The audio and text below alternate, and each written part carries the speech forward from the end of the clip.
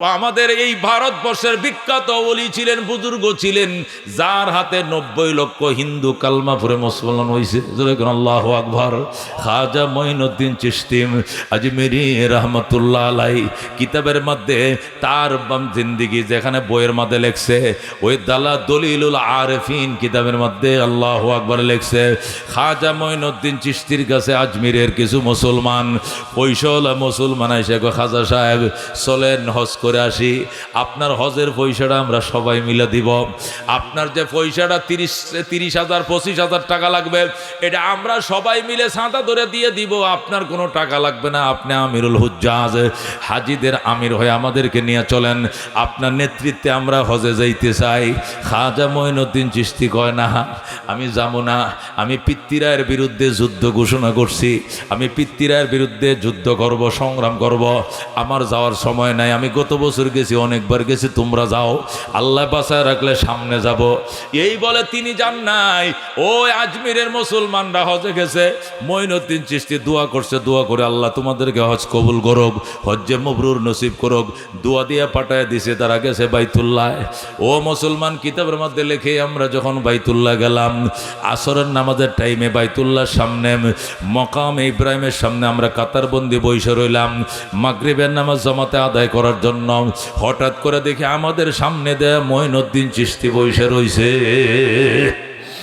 মেরে ভাই ও দোস্ত বুজুর্গ, আমি যে আয়াত আপনাদের সামনে তেলাওয়াত করেছি, আয়াতে কারিমার মধ্যে আল্লাহ তাআলা ইরশাদ করেন, মানা আমিলা সালেহা, যে বা যারা সৎকর্ম করবে, ভালো কাজ করবে, মিন যাকারিন আও উনসা, সে পুরুষ হোক অথবা নারী হোক, যে কোনো ব্যক্তি যে বা যারা ভালো কাজ করবে, নেক আমল করবে, পুরুষ হোক বা সে নারী হোক, ওয়াহুয়া মুমিন, শর্ত হলো সেই ইমানদার হতে হবে।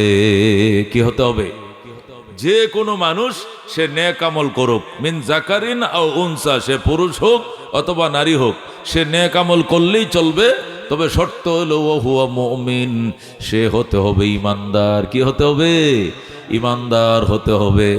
ইমানদার ছাড়া নেক আমল গ্রহণযোগ্য নয়, ঠিক কিনা? তাহলে দুইটা ডিউটি, 1 নম্বর ডিউটি হলো ইমান, 2 নম্বর ডিউটি হলো আমল।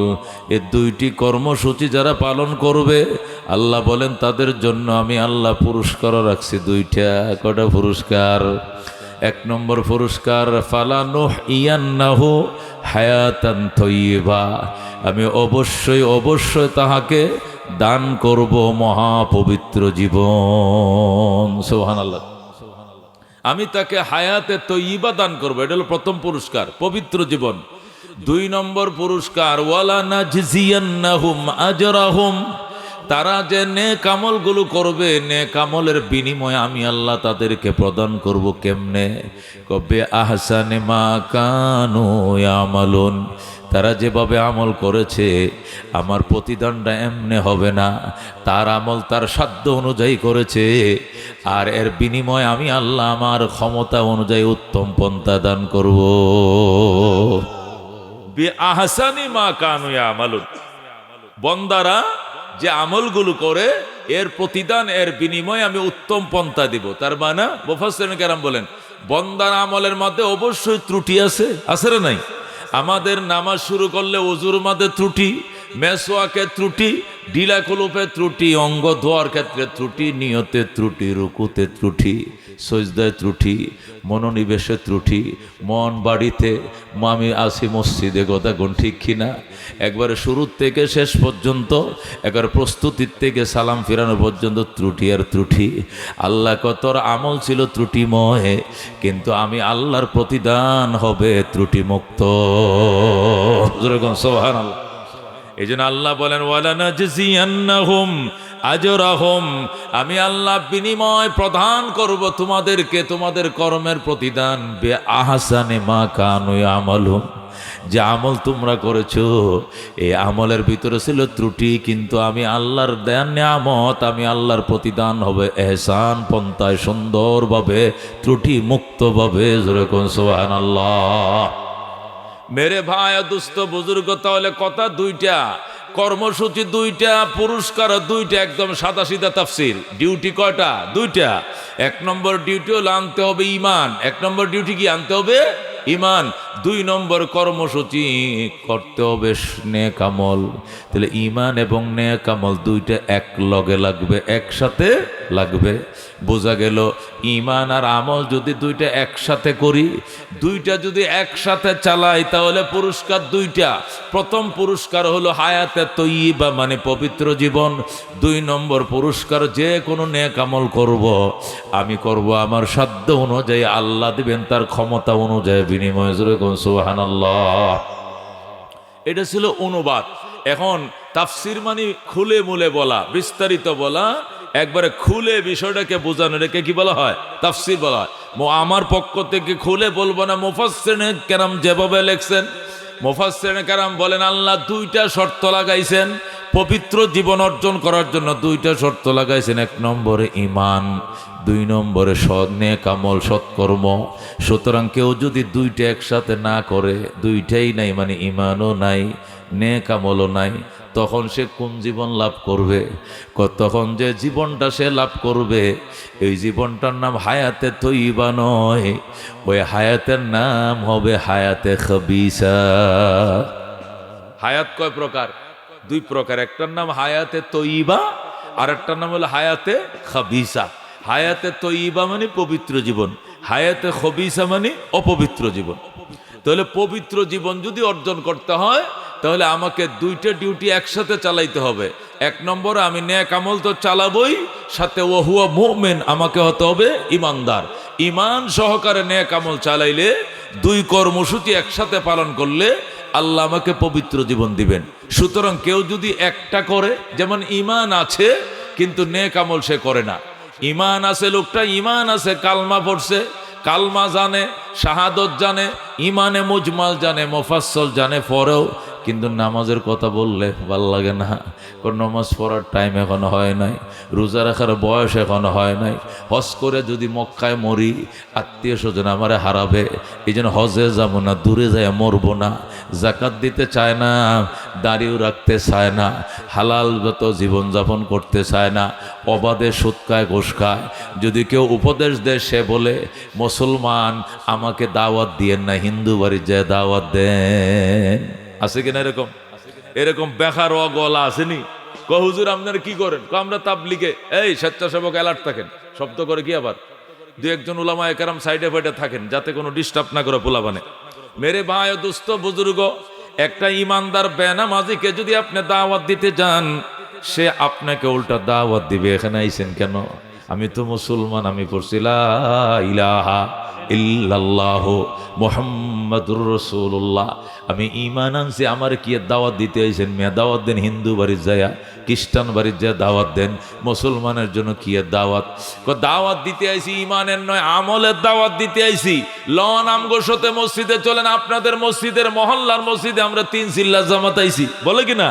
লন মসজিদে চলেন, আমরা 3 দিনের জামাতে আইছি, 1 চিল্লার জন্য আইছি। কয় না না, নমাজ যে পড়া লাগে এটা আমি জানি, আমনে আমারে বুঝাইতে হবে না। দাড়ি যে রাখা লাগে এটা আমি জানি, আমারে বুঝাইতে হবে না। বেঈমানদেরকে বুঝান, আমাকে বুঝান লাগতো না, এরকম আছে না? নাই? আছে কিনা? অনেক আছে। হ্যাঁ, সুদ খায়েন না? হুজুর সুদ খাইলে কি হয়েছে? আমার ইমান কত শক্ত জানেন? এই বরাতুল বাজারে যায় জিগান তো আমার কাছে 1 টাকা বাকি পাইব কিনা?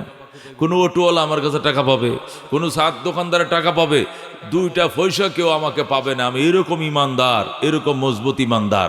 ইমান শক্ত থাকলে নমাজ টমাজ লাগে না। যেরকম নাউজুবিল্লাহ, আছে কি না? আল্লাহ এদেরকে ফাউল বলতেছেন যে অসম্ভব কথা, তোমাকে ইমান সহকারে নেক আমল চালাইতেই হবে, তাহলে তুমি পবিত্র জীবন লাভ করবো। যেরকম সুবহানাল্লাহ।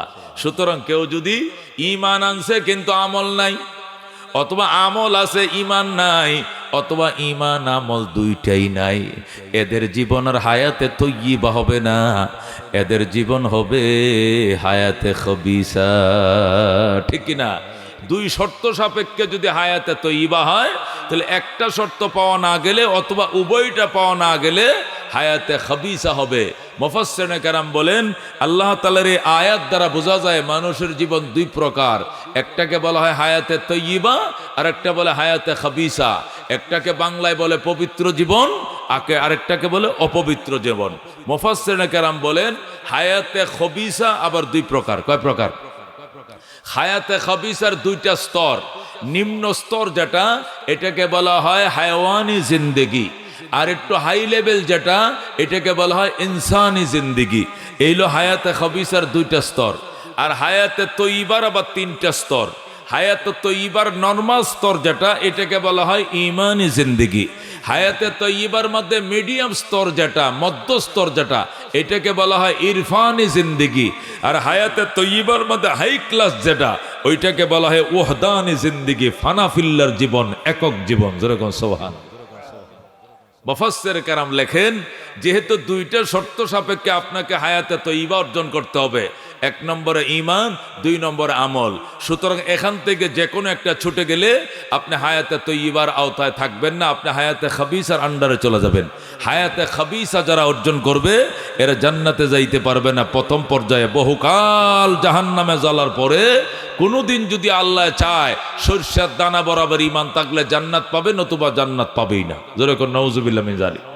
হায়াতে খাবিসার দুইটা স্তর। যারা জাহান্নামে যাবে এদের নিম্ন স্তর যেটা, এটাকে বলা হয় হায়াওয়ানি জিন্দেগি, পশুর জীবন। পশুর জীবন কাকে বলে? আল্লাহ রুহুল মানিওয়ালা লেখে, পশুর জীবনের কর্মসূচি হলো দুইটা। কয়টা? একটা আমি খাবো, আর একটা হলে আমি ঘুমাবো। খাবো, আরাম করব, দুই কর্মসূচি। খাওয়া, আরাম, খাওয়া, বিশ্রাম, খাওয়া আর কি বিশ্রাম। এটা হলো পশুর জীবনের কর্মসূচি। যদি না বুঝেন তাহলে আপনার গোয়াল ঘরের গরুটার দিকে তাকান, তাকায় দেখেন সে কি চায়। সে দুইটা জিনিসে চায়। একটা হলো সকালবেলা উঠাই ঘাস খাওয়ার জন্য সে পাগল হয়ে যায়। ঘাস হোক, কোড়া হোক, ভুসি হোক, মার হোক, ফ্যান হোক, সে খাবে। ঠিক আছে? খাওয়ার পরে যখন পেট ভরে গেছে সে আস্তে করে ঘুমায় পড়বে, শুয়ে পড়বে। ঠিক কিনা? একটা পশুর কর্মসূচি কটা? দুইটা। একটা হলো খাবো, আর একটা হলো আমি আরাম করব। এই দুইটা কর্মসূচি পশুর। এখন আসেন সেই কর্মসূচির মধ্যে, এই দুইটা কর্মসূচি খাবো আর আরাম করব, এর মধ্যে আবার হালাল হারাম খোঁজার প্রয়োজন তারা মনে করে না। একটা গরু সকালবেলা আপনি রশিটা যদি ছেড়ে দেন, ছেড়ে গোয়ালঘর থেকে বের করে দেন, সে যাই প্রথম যে ধান কাঠটা পাইবে ওইটার মধ্যে কামড় দিব। ঠিক কিনা? লাউ গাছ পাইলে লাউ গাছ, সিম গাছ পাইলে সিম গাছ, ডাঁটা গাছ হলে ডাঁটা, লাল শাক হলে লাল শাক, যেটা পায়, জ্বালা খেতে হলে জ্বালা খেত, দান করলে দান খেত, গম খেলে তো গম খেত। নিজের খেতে হলেও খাইবো, অন্য গৃহস্থ হলে খাইবো, নিজের গৃহস্থ হলে খাইবো, চেয়ারম্যানেরটা হলেও খাইবো, মেম্বারেরটা খাইবো, গরিবেরটাও খাইবো। সে প্রয়োজন মনে করে না হালালকে হারাম জানার। কথা কোন ঠিক কিনা? একটা গরু, তার কর্মসূচি দুইটা। হায়াওয়ানি জিন্দেগি, পশুর জীবনের কর্মসূচি দুইটা। এক নম্বর কর্মসূচি হলো আমি খাবো, খাওয়ার ক্ষেত্রে হালাল হারাম সে খুঁজবে না। কথা কোন ঠিক কিনা? দুই নম্বর কর্মসূচি হলো আমি আরাম করব। আরামের ক্ষেত্রেও পশু কোনোদিন হালাল হারাম খুঁজে না। কথা কোন ঠিক কিনা? একটা গরু, এই কথা কোন, একটা গরু এখানে ঘাস খাইতেছে এই মাঠে, এই স্কুল মাঠে। হঠাৎ করে বৃষ্টি নামছে, এমন বৃষ্টি, জ্বর আসছে, ছাগল বকরি গরুরা এখানে ঘাস খাইতেছে। হঠাৎ করে জ্বর তুফান আসছে। এখন সে চলে গেছে, কোথায় যাবে? গোয়াল ঘরে যাবে। যায় দেখে গৃহস্থ গোয়াল ঘরের দরজা আটকায় রাখছে, সে ঢুকতে পারে নাই। সোজা ওই মসজিদের দরজাটা খোলা, ভিতরে ঢুকে পড়ছে। ছাগল ঢুকছে, মোরগ ঢুকছে, হাঁস ঢুকছে। ঢুকছে কিনা? ঢুকছে কিনা? ঢুকে কই গেছে? ইমাম সবাই জায়নামাজে যায় শুয়ে পড়ছে। ছাগলটা শুয়ে লেদাইয়া হাই গিয়া প্রস্রাব করে ভরে তুইছে। পরের দিন অথবা একটু পরেই বিচার গেছে গরুর মালিক, এই করিম মেম্বার সাহেব, আপনার গরু এইভাবে ছেড়ে রাখলেন কেন? মসজিদে ঢুকছে, জায়নামাজে প্রস্রাব করছে, বিচার হবে আপনার বিরুদ্ধে। বরাতুল ইউনিয়ন অফিসে বিচার হবে আগামীকাল দুপুর 2টা। মেম্বার আইছে, আসার পরে মেম্বার সাহেব, আপনার গরু আপনি আটকা রাখবেন না কেন? মেম্বার কয়, ভাই আমার জ্ঞান আছে, বুদ্ধি আছে, আমি এতটুক বয়স হয়েছে, আমার কোনোদিন মসজিদে দেখছেন আপনারা? আমার জ্ঞান আছে, বুদ্ধি আছে, এই জন্য আমি কোনোদিন মসজিদে আসি নাই, আমার কোনোদিন দেখেন নাই। এই গরুটা হলো একটা বুক প্রাণী, এটা বুগা পানি, এটা বুবা পানি। সে তো কথা বলতে পারে না, তার জ্ঞান নাই, সুস্থ আকল নাই, জ্ঞান নাই। সে মনে করেন বৃষ্টি আইছে, তুফান আইছে, দৌড়ায় গেছে, গোয়ালঘর দরজা বন্ধ পাইছে, আল্লাহর ঘরে ঢুকে পড়ছে। আমি বুঝি, এই জন্য আমি তো কোনোদিন আল্লাহর ঘরে আহি না। এটা বুঝে না দেখি তো আইসে গেছে, আল্লাহর হস্তে মাপ দিয়া দেন, মেম্বরে মাপ চাইছে। হে বুঝে আর কি, গরু বুঝে না। গরু না বুঝে মসজিদে গেছে, আর হি মানুষ নবী, মানুষ রূপী গরু, এক গরুর চোখ কপাল পোড়া, সে কোনোদিন মসজিদে যায় নাই। কথা কোন ঠিক কিনা? মেরে ভাই ও দুস্থ বুজুর্গ, তাফসির যেহেতু খুলে মুলে বলতে হবে, একটু বোঝার চেষ্টা করেন। অপবিত্র জীবনের দুইটা স্তর। কটা স্তর? নিম্ন স্তর যেটা, এটাকে বলা হয় হায়ওয়ানে জিন্দিগি, পশুর জীবন। পশুর জীবন কাকে বলে? যে জীবনের চাওয়া পাওয়া কর্মসূচি হলো দুইটা, একটা হলো খাবো আর একটা হলো আরাম করব। খাওয়ার ক্ষেত্রেও হালাল হারাম খোঁজার দরকার নেই, আরাম করার ক্ষেত্রেও হালাল হারাম খোঁজার দরকার নেই। যেমন একটা গরু, সে খাওয়ার ক্ষেত্রে দান ফাইলেও খায়, গম ফাইলেও খায়, লাউ গাছও খায়, কদু গাছও খায়, সিম গাছ খায়, ডাঁটা গাছ খায়, ডেঙ্গা গাছ খায়, নিজের গৃহস্থের টাকায় অন্য গৃহস্থের টাকায় খাওয়ার দরকার, সে হালাল হারাম খোঁজার দরকার নেই। কথা কোন ঠিক কিনা? 2 নম্বর, আরাম করব, সে গোয়ালঘর পাইলে সেখানে আরাম করে, নাইলে মসজিদে ঢুকে, নাইলে মাদ্রাসায় ঢুকে, নাইলে দোকানে ঢুকে পড়বে, তার আরাম দরকার, হালাল হারাম খোঁজার দরকার নেই। মুফাসসিরিন কেরাম বলেন এটাকে বলা হয় পশুর জীবন। এই পশুর জীবন যদি কোনো পশুর মালিকে গ্রহণ করে, এই গরুর জীবন যদি গরুর গৃহস্থ গ্রহণ করে, আর গৃহস্থ যদি মনে করে দুনিয়াতে আইসি দুইটা কাজ, একটা হলো খাবো আর একটা হলো আরাম করবো, ইনকাম করব, ব্যবসা করব, বহরাতুল বাজারে ব্যবসা করব, আর রাত্রে যায় শুধু হাত পাউটি ধুয়েও ঘুমাইতে পারি, না ধুয়ে নাইলে ঘুমায় পড়বো, নমাজ রোজা বন্দিগি জিন্দিগি, অন্য কিছুর প্রয়োজন নাই, কামাই করব আর খাবো আর ঘুমাবো, তাহলে তার গরু আর ওই গরুর গৃহস্থের মাঝখানে কি কোনো পার্থক্য আছে? গরুর যে কর্মসূচি, গরুর গৃহস্থর একই কর্মসূচি। গরু খাবো আর আরাম করব, গৃহস্থর কর্মসূচি একটাই, ইনকাম করব আর আরাম করব। আল্লাহ তাআলা বলেন এদেরকে, এই জিন্দিগিকে বলা হয় পশুর জীবন। এই জীবন যদি কোনো মানুষে অর্জন করে, সে জান্নাতের ঠিকানা কোনোদিন সে খুঁজে পাবে না। জোরে কর নাউজুবিল্লাহ। মেরে ভাই ও দোস্ত বুজুর্গ, ঠিক তদ্রূপ মানুষ ওই জীবন ধারণ করে বসে আছে দুনিয়াতে। তার কর্মসূচি আমি খাবো। খাওয়ার ক্ষেত্রে গরু যেরকম হালাল হারাম খুঁজে না, সেও হালাল হারাম খুঁজে না। সুদের টাকা হালাল, ঘুষের টাকা দে বেটা, সুদের টাকা লাগাইতেছে, খাইতেছে, ঘুষের টাকা নিতেছে, সমাজ থেকে সুদ উঠাইতেছে, চাঁদা উঠাইতেছে, মস্তানি ভাতা উঠাইতেছে, হারাম খাইতেছে, হালাল খাইতেছে, যত পন্থায় হইতে পারে ধোঁকাবাজি প্রতারণা করে সে খাচ্ছে। যেভাবেই আসুক, তার পকেটে আসলে হয়, সেটাকে হালাল মনে করে। জোরে কর নাউজুবিল্লাহ। সে তার যুবক ছেলে তার ঘরে ঘুমায়, খবর লয় না, অন্য কোনো মেয়ের সাথে কোথায় ঘুমায় সেই খবর সে লয় না। হালাল ভাবে জীবন যাপন করলেও সে আছে, হারাম করলেও আছে। আল্লাহ বলেন এটাকে পশুর জীবন। এই জীবন ওয়ালা কোনোদিন জান্নাত পাবে না। আল্লাহ বলেন ওয়ালাকাদ যারানা লিজাহান্নামা কাসীরাম মিনাল জিন্নি ওয়াল ইনস লাহুম কুলুবুন লা ইয়াফকাহুনা বিহা ওয়া লাহুম আয়ুনুন লা ইউবসিরুনা বিহা ওয়া লাহুম আযানুন লা ইয়াসমাউনা বিহা উলাইকা কাল আনআম বাল হুম আদাল উলাইকা হুমুল গাফিলুন। বলেন আল্লাহু আকবার। আল্লাহ বলেন ওয়ালাকাদ যারানা লি জাহান্নামা, আমি জাহান্নামে পুরানোর জন্য, জাহান্নামে জ্বালিয়ে পুরার জন্য আমি একদল জিন এবং ইনসানকে বানাইছি। আল্লাহ কয় একদল জিন এবং ইনসানকে, মানব দানবকে বানাইছি জাহান্নামের লাকড়ি বানানোর জন্য, পুড়ে মারার জন্য। এরা কেমন ইনসান? আল্লাহ কয় লাহুম কুলুবুন লা ইয়াফকাহুনা বিহা, এদেরকে অন্তর দিয়েছে, অন্তর দিয়া সত্য অসত্য সে কোনোদিন বিবেচনা করে না, ভালো মন্দ সে কোনোদিন তারতম্য করে না, বোঝার চেষ্টা করে না। ওয়ালাহুম আয়ুনুন লা ইউবসিরুনা বিহা, এদেরকে চোখ দিছি, চোখ দিয়া সত্য জিনিসটা দেখে না। এদেরকে কান দিছি, কান দিয়া সত্য জিনিসটা শুনে না। আল্লাহ বলেন উলাইকা কাল আনাম, এরা চতুষ্পদ জানোয়ারের মতো, গরু ছাগলের মতো, ভেড়া দুম্বার মতো, শুয়োর হিয়াল বানরের মতো। বালহুম আদল, বরং শুয়োর থেকেও সে নিকৃষ্ট। জোরে কর নাউজুবিল্লাহ। উলাইকা হুমুল গাফিলুন, তারা হলো গাফেল, তারা হলো অলস। আল্লাহ বলে একদল মানব দানব বানাইছি, একবারে হাত পান চোখ নাক কান সব দেখতে মানুষ, কিন্তু আসলে দেখতে দেখা যায় মানুষ, এরা মানুষ নয়। এ মিয়া, হাত পা নাক কান থাকলে কি মানুষ হয়? মানুষ হয়? গর্ব সুরত আদমি ইনসা বুদে अहमद अबू जहल हम एक साबुदे आदमीरा आदमियत लाजिमस ओदरा गरबुन बाशद हिजमास। আল্লাহু আকবার। আকারে আকৃতিতে মানুষ হইলে যদি মানুষ হইতো তাহলে আবু জেহেলও মানুষ হইতো। কেননা আবু জেহেল যে বংশের, নবী একই বংশের, নবীও মক্কার, আবু জেহেলও মক্কার, নবীও কোরাইশের, আবু জেহেলও কোরাইশের, নবীও সুন্দর, আবু জেহেলও সুন্দর, সব দিক থেকে নবীও নেতা, আবু জেহেলও কোরাইশের নেতা। কথা কোন ঠিক কিনা? কিন্তু নবীর কাছে এক জিনিস ছিল, ওই জিনিস আবু জেহেলের ভিতরে ছিল না। এই জন্য নবী জান্নাতের সরদার আর আবু জেহেল জাহান্নামের লিডার। কথা কোন ঠিক কিনা? বেশকমটা কোন জায়গায়? বেশকমটা হাত দিয়া নয়, বেকসনটা চোখ দিয়া নয়, কান দিয়া নয়, নাক দিয়া নয়, গঠন দিয়া নয়, বেশকমটা হয়েছে ইমান দিয়া। কথা কোন ঠিক কিনা? এই জন্য আল্লাহর ওলি বলেন গর্বা সুরত আদমি ইনসাবুদে আহমদ আবু জেহেল হাম এক সাবুদে আদমিরা আদমিয়ত লাজিমাস ওদেরা গরবুন বাসদ হিজমাস্ত্র। আল্লাহু আকবার।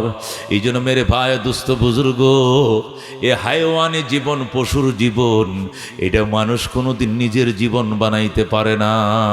কথা কোন ঠিক কিনা? আল্লাহ আমার দুনিয়াতে বাজান শুধু খাওয়ার ঘুমানোর জন্য পাঠায় নয় রে। ও আমার ভাইরা, আমার ব্যবসায়ী বন্ধুরা, শুধু ব্যবসা করবা, সকালে 7টা বাজে দোকানটা খুলবা আর রাত 8টা বাজে দোকানটা বন্ধ করবা, বাসায় যায় খায়া ঘুমায়া পড়বা, ফজর নাই, এশা নাই, জোহর নাই, আসর নাই, রমজানের রোজা নাই, সামনে পর্দা দিয়া সারাদিন চা বিক্রি করবা আর বেনামাজি বেরোজাদার রে খাওয়াইবা। এটা মানুষের জীবন নয়, এটা গরু ছাগলের জীবন। কথা কোন ঠিক কিনা? এটা পশুর জীবন, এটা মানুষের জীবন নয়।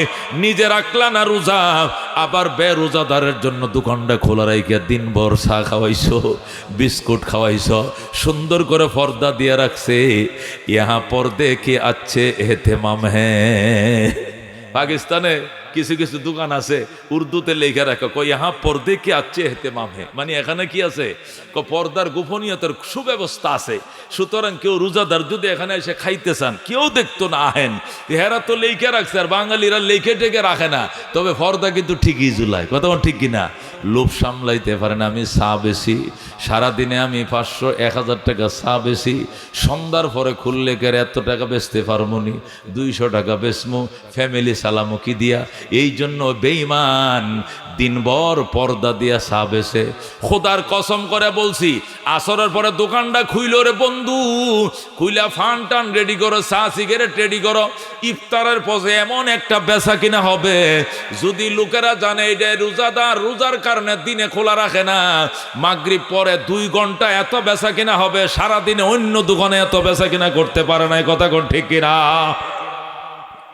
বহেরাতুল বাজারে বলে গেলাম, ও বহেরাতুল ব্যবসায়ীরা, একজনে সারাদিন খোলা রাখবে আর তুমি লেখা রাখবা এখানে 4 দোকান ইফতারের পর পর খোলা হয়, তুমি লেখা রাখবা আমি রোজার দিনে খোলা রাখি না। সারাদিনে যা বেচবে আর তুমি তারাবির পরে টেহা গণবা, তোমার ডব গণবা, গইনা দুইটা মিলে দেখবা তুমি 100 টাকা হলে বেশি বিক্রি করবা। কথা কোন ঠিক কিনা? যে সমস্ত দোকানদার শাটারের সামনে নামাজের টাইমে নামাজের জন্য 15 মিনিটের বিরতি, অপেক্ষা করুন আমি নামাজে আসি, এই বলে যদি কোনো দোকানদার নামাজের জন্য মসজিদে চলে আসে, এই মুদির দোকানে 3টে দোকানের সমান বিক্রি হবে। কতক্ষণ ঠিক কিনা? কারণ কাস্টমাররা এই কথাটা বুঝবে, যে লোক আল্লাহকে ফাঁকি দেয় নাই, যে লোক কাকে ফাঁকি দেয় নাই?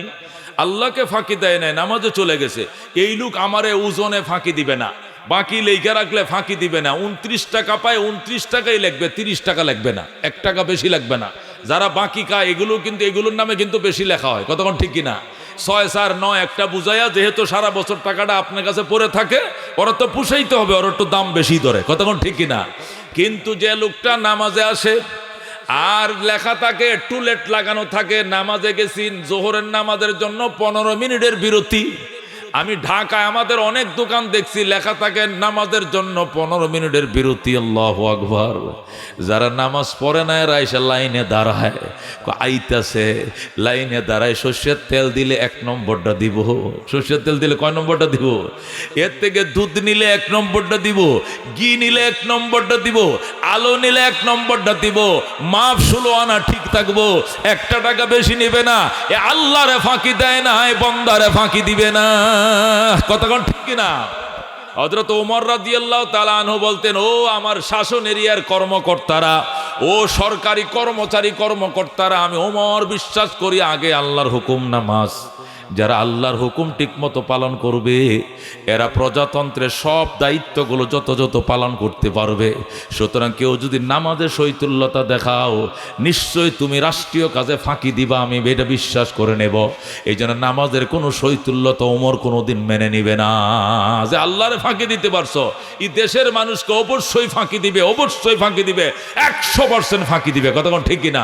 যে আল্লাহকে ফাঁকি দিতে পারলো তার কলিজাটা কত বড়। আল্লাহ কামুল হাকিমুন আলিমুল গাইবি ওয়াশ শাহাদা, তার দিকে চায়ে রয়েছে, তাকায় রয়েছে, তার ডান দেখে, বাম দেখে, সামনে দেখে, পিছনে দেখে, তার অন্ধকারে দেখে, আলোতে দেখে, রাইতে দেখে, দিনে দেখে। যাকে ফাঁকি দেওয়ার কোনো সুযোগ নাই তাকেই যেহেতু সে ফাঁকি দিছে, সে মানুষকে অবশ্যই ফাঁকি দিবে। কতক্ষণ ঠিক কিনা? এই জন্য মেরে ভাই ও দোস্ত বুজুর্গ, মেরে ভাই ও দোস্ত বুজুর্গ, জীবনের কর্মসূচি গরু ছাগলের কর্মসূচি বানাইও না যে আমার কাম শুধু খামাওয়া ইনকাম করব, সারাদিন ব্যবসা করব, রাত্রে যায় 2টা খায়া ঘুমায় পড়বো, সকালবেলা আবার 8টা 9টা ঘুমোত্তুন উঠা আত্মুখটা দয়া এসে আবার এখানে দোকান খুলবো। এই আমার জিন্দিগি। কোথায় নামাজ? কহক বয়স পরে, রোজা কয় না, এই সরা দিনে 34 মাসের দিন রোজা রাখা সম্ভব? আরো বয়স হোক পরে।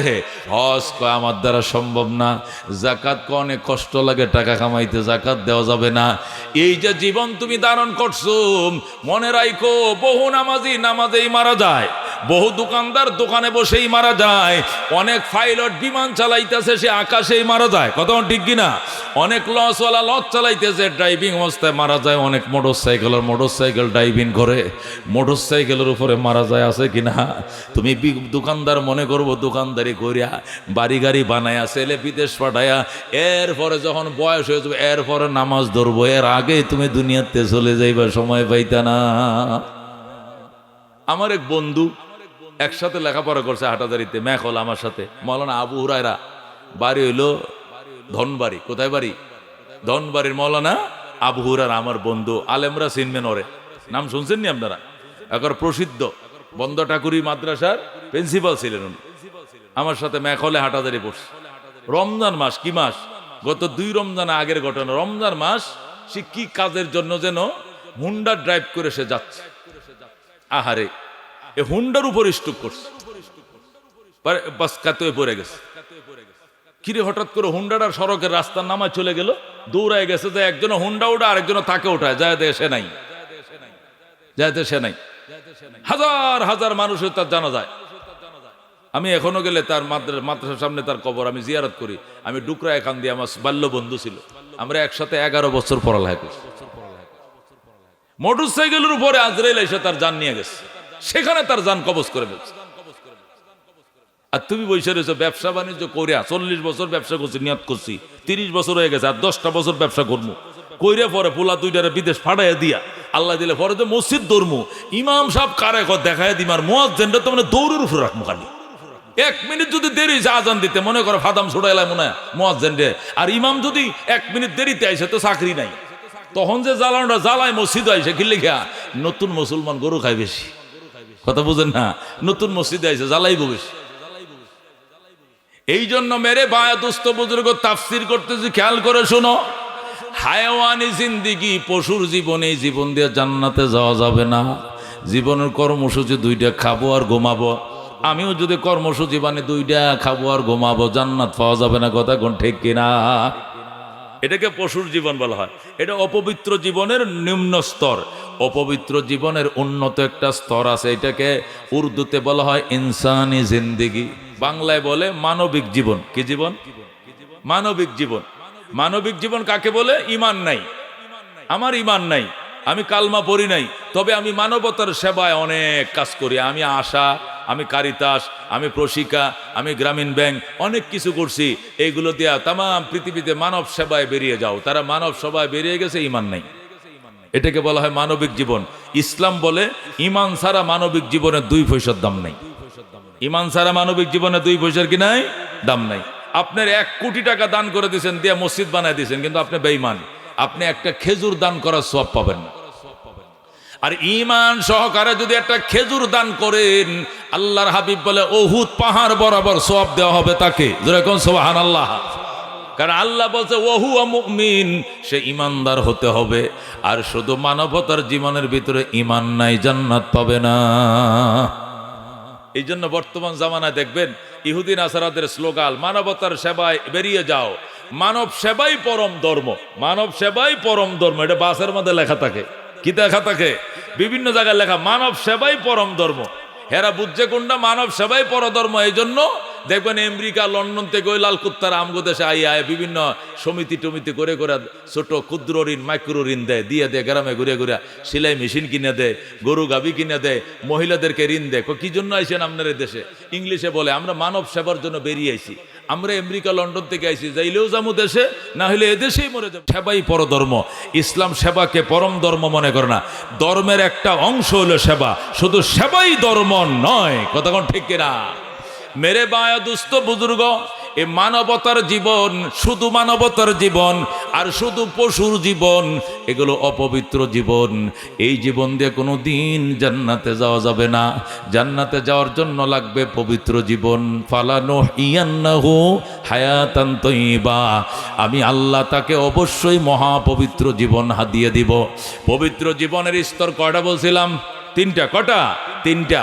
1 নম্বরে যারা নরমাল অপবিত্র, পবিত্র জীবনের নরমাল স্তর যেটা, এটাকে কোরআনের ভাষায় হাদিসের ভাষায় বলা হয় ঈমানি জিন্দেগি। কি জিন্দেগি? পবিত্র জীবনের নরমাল স্তর যেটা, এটাকে বলা হয় ঈমানি জিন্দেগি। ঈমানি জিন্দেগি কাকে বলে?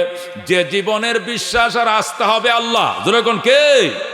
এই মাইকটা এমনি হয় নাই, এটা একজন মিস্ত্রি ইঞ্জিনিয়ারে বানাইছে। এই ফ্যান্ডেলটা এমনি হয় নাই, এটা ডেকোরেশন ম্যানওয়ালা বানাইছে। কতক্ষণ ঠিক কিনা? এই টেবিলটা এমনি হয় নাই, এইটাও রাজমিস্ত্রি কে বানাইছে? ওই সুতার মিস্ত্রি বানাইছে। বিল্ডিং এমনি হয় না, রাজমিস্ত্রি বানাইছে। সুতরাং আসমানটা এমনি হয় নাই, এটার একটা মিস্ত্রি আছে। ওই মহান মিস্ত্রি আমার আল্লাহ, আমি তার বান্দা। যেরকম সুবহানাল্লাহ। এটাকে বলা ঈমানি জিন্দেগি। আমি যা দেখি আর না দেখি সব কার? আল্লাহর। জোরে করে আল্লাহু আকবার। আমার চোখের আওতায় যা আছে সব আমার আল্লাহর, আমার চোখের আড়ালে যা আছে সব আমার আল্লাহ। বানাইছেন তিনি, পালেন তিনি, খাওয়ায় তিনি, পালে তিনি, ক্ষমতায় বসায় তিনি, ক্ষমতার থেকে নামায় তিনি। গাছের ফল তার, ক্ষেতের ফসল তার, মায়ের সন্তান তার। জমিন থেকে ফসল উৎপাদন করে তিনি, পানির নিচে মাছ দেয় কে? কে? শামস কমর, শামস কমর সুরখ জমি अंजुम अख्तर दस्त जिबल वादी व सहरा व समंदर मोर मलख दामोदर तैर कबूतर शामसेर जुल्मत जो अहमर असफर गुलजार गुलाबुर्ग शजर किसने बनाया तालिब मायूसी का हो ये सब जिसने बनाया तालिब मायूसी का हो ये सब जिसने बनाया। जरा कौन मरहबा। ডক্টর ইকবালের কবিতা নজরুল বাংলা করছে। কতই যে সুন্দর এই ধরা বানিয়েছেন প্রভু কুদরত দ্বারা, কেহই তো তা পারিবে না, চক্ষু যে জুড়িয়ে যায় খোদ প্রভুই তো করেছেন সবই যেন করি উপাসনা তার। লা ইলাহা লা ইলাহা ওই চন্দ্র দেখো রাত্রি বেলা, আরো দেখো সূরজ প্রভাত বেলা, দিন ভয় রাত হয় গগনেতে, চলছে তারা নিজে কক্ষপথে, ঝিকিমিকি ঝিকিমিকি আলোর দ্বারা করছে উজ্জ্বল বিশ্ব ভরা, কেহই তো তা পারিবে না, চক্ষু যে জুড়িয়ে যায়, খোদ প্রভুই তো করেছেন সবই যেন করি উপাসনা তার। লা ইলাহা লা ইলাহা ইল্লাল্লাহু মুহাম্মাদুর রাসূলুল্লাহ সাল্লাল্লাহু আলাইহি সাল্লাম। মেরে ভাই দোস্ত বুজুর্গ, পবিত্র জীবন দিবে আল্লাহ, যে জীবনে কোনো দাগ নাই, যে জীবনে কোনো কলঙ্ক নাই, যে জীবনে কোনো স্পট নাই, ওই জীবন ধারণকারী জান্নাতের লাইনে দাঁড়াবে সোজা জান্নাত। আল্লাহু আকবার। এই পবিত্র জীবনের স্তর তিনটা। কয়টা? যেটা নরমাল স্তর, এটাকে বলা ইমানি জিন্দিগি, ইমানের জীবন। আমার মেরে ফেলবে আমি ইমান থেকে সর্বনাম, কুহে টল্লত না টল্লত ফকির, পাহাড় নড়ে যাবে আমার বিশ্বাস নড়বে না। কথা কোন ঠিক কিনা? ক্ষমতার মালিক কে? এটা আল্লাহ। আল্লাহ ক্ষমতার মালিক। এটা আগেও যেমনে বলতাম, এটা এখনো বলবো, সামনেও বলবো। বেঈমানটা শিখিয়ে দিলে আর কিছু বলবো না। কথা কোন ঠিক কিনা? এটাই বলবে যেটা আগেই বলছি, এখন এইটাই বলবো। কথা কোন ঠিক কিনা?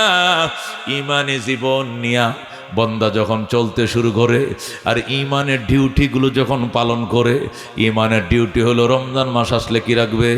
রোজা। এই ইমানের ডিউটি, আজান দিছে কই যাবে? মসজিদে। রমজান এসে কি রাখবে? রোজা রাখবে। টাকা আছে কই যাবে? মক্কায়। কতক্ষণ ঠিক কিনা? নেশাব পরিমাণ মাল আছে, কি দিবে? যাকাত দিবে। কতক্ষণ ঠিক কিনা? ইমানের চাহিদাগুলো যখন পূরণ করবে, রাত্রে নিশিরাত্রে ওইটা তাহাজ্জুদ পড়বে, মাওলা পাকের জিকির করবে। ইমানি কর্মসূচি যখন বান্দা পালন করে, কর্মসূচিগুলো পালন করতে করতে করতে করতে দুধ জাল দিলে যেরকম ঘি উঠে, মাখন উঠে, কই ইমানে শ্বাস দিলে, ইমানের ডিউটি পালন করলে মারফতের মাখন জমে কলিজায়। সুবহানাল্লাহ। এই মুসলমান, আউডা বড়া দুধ জাল দিলে পরে কি বাসে উপর দিয়া? সর বাসে। সর দিয়ে কি হয়? মাখন হয়। মাখন দিয়ে কি হয়? ঘি হয়। কথা কোন ঠিক কিনা? দুধ আউটলে যেরকম ঘি উঠে, মাখন উঠে, ইমানি জিন্দিগি নিয়ে ঘাটলে, নামাজের টাইমে নামাজ, চলে গেছে হজে, দিতেছে যাকাত, রাখছে রোজা, করে জিকির, করে তেলাওয়াত, শুনে তাফসীর, এই ইমানি জিন্দিগির কর্মসূচিগুলো যথাযথ পালন করার কারণে কলিজার মধ্যে, নির্যাসের মধ্যে মারেফতের বাসা বাঁধে। আল্লাহু আকবার। এই জিন্দিগি ইবাদত এবং এ তেলাওয়াতের জিকির, আজকার তসবিহ, তাহলিল, ঈমান এবং আমলের নির্যাসটা কলিজায় বসে। কোথায় বসে রে বাজান?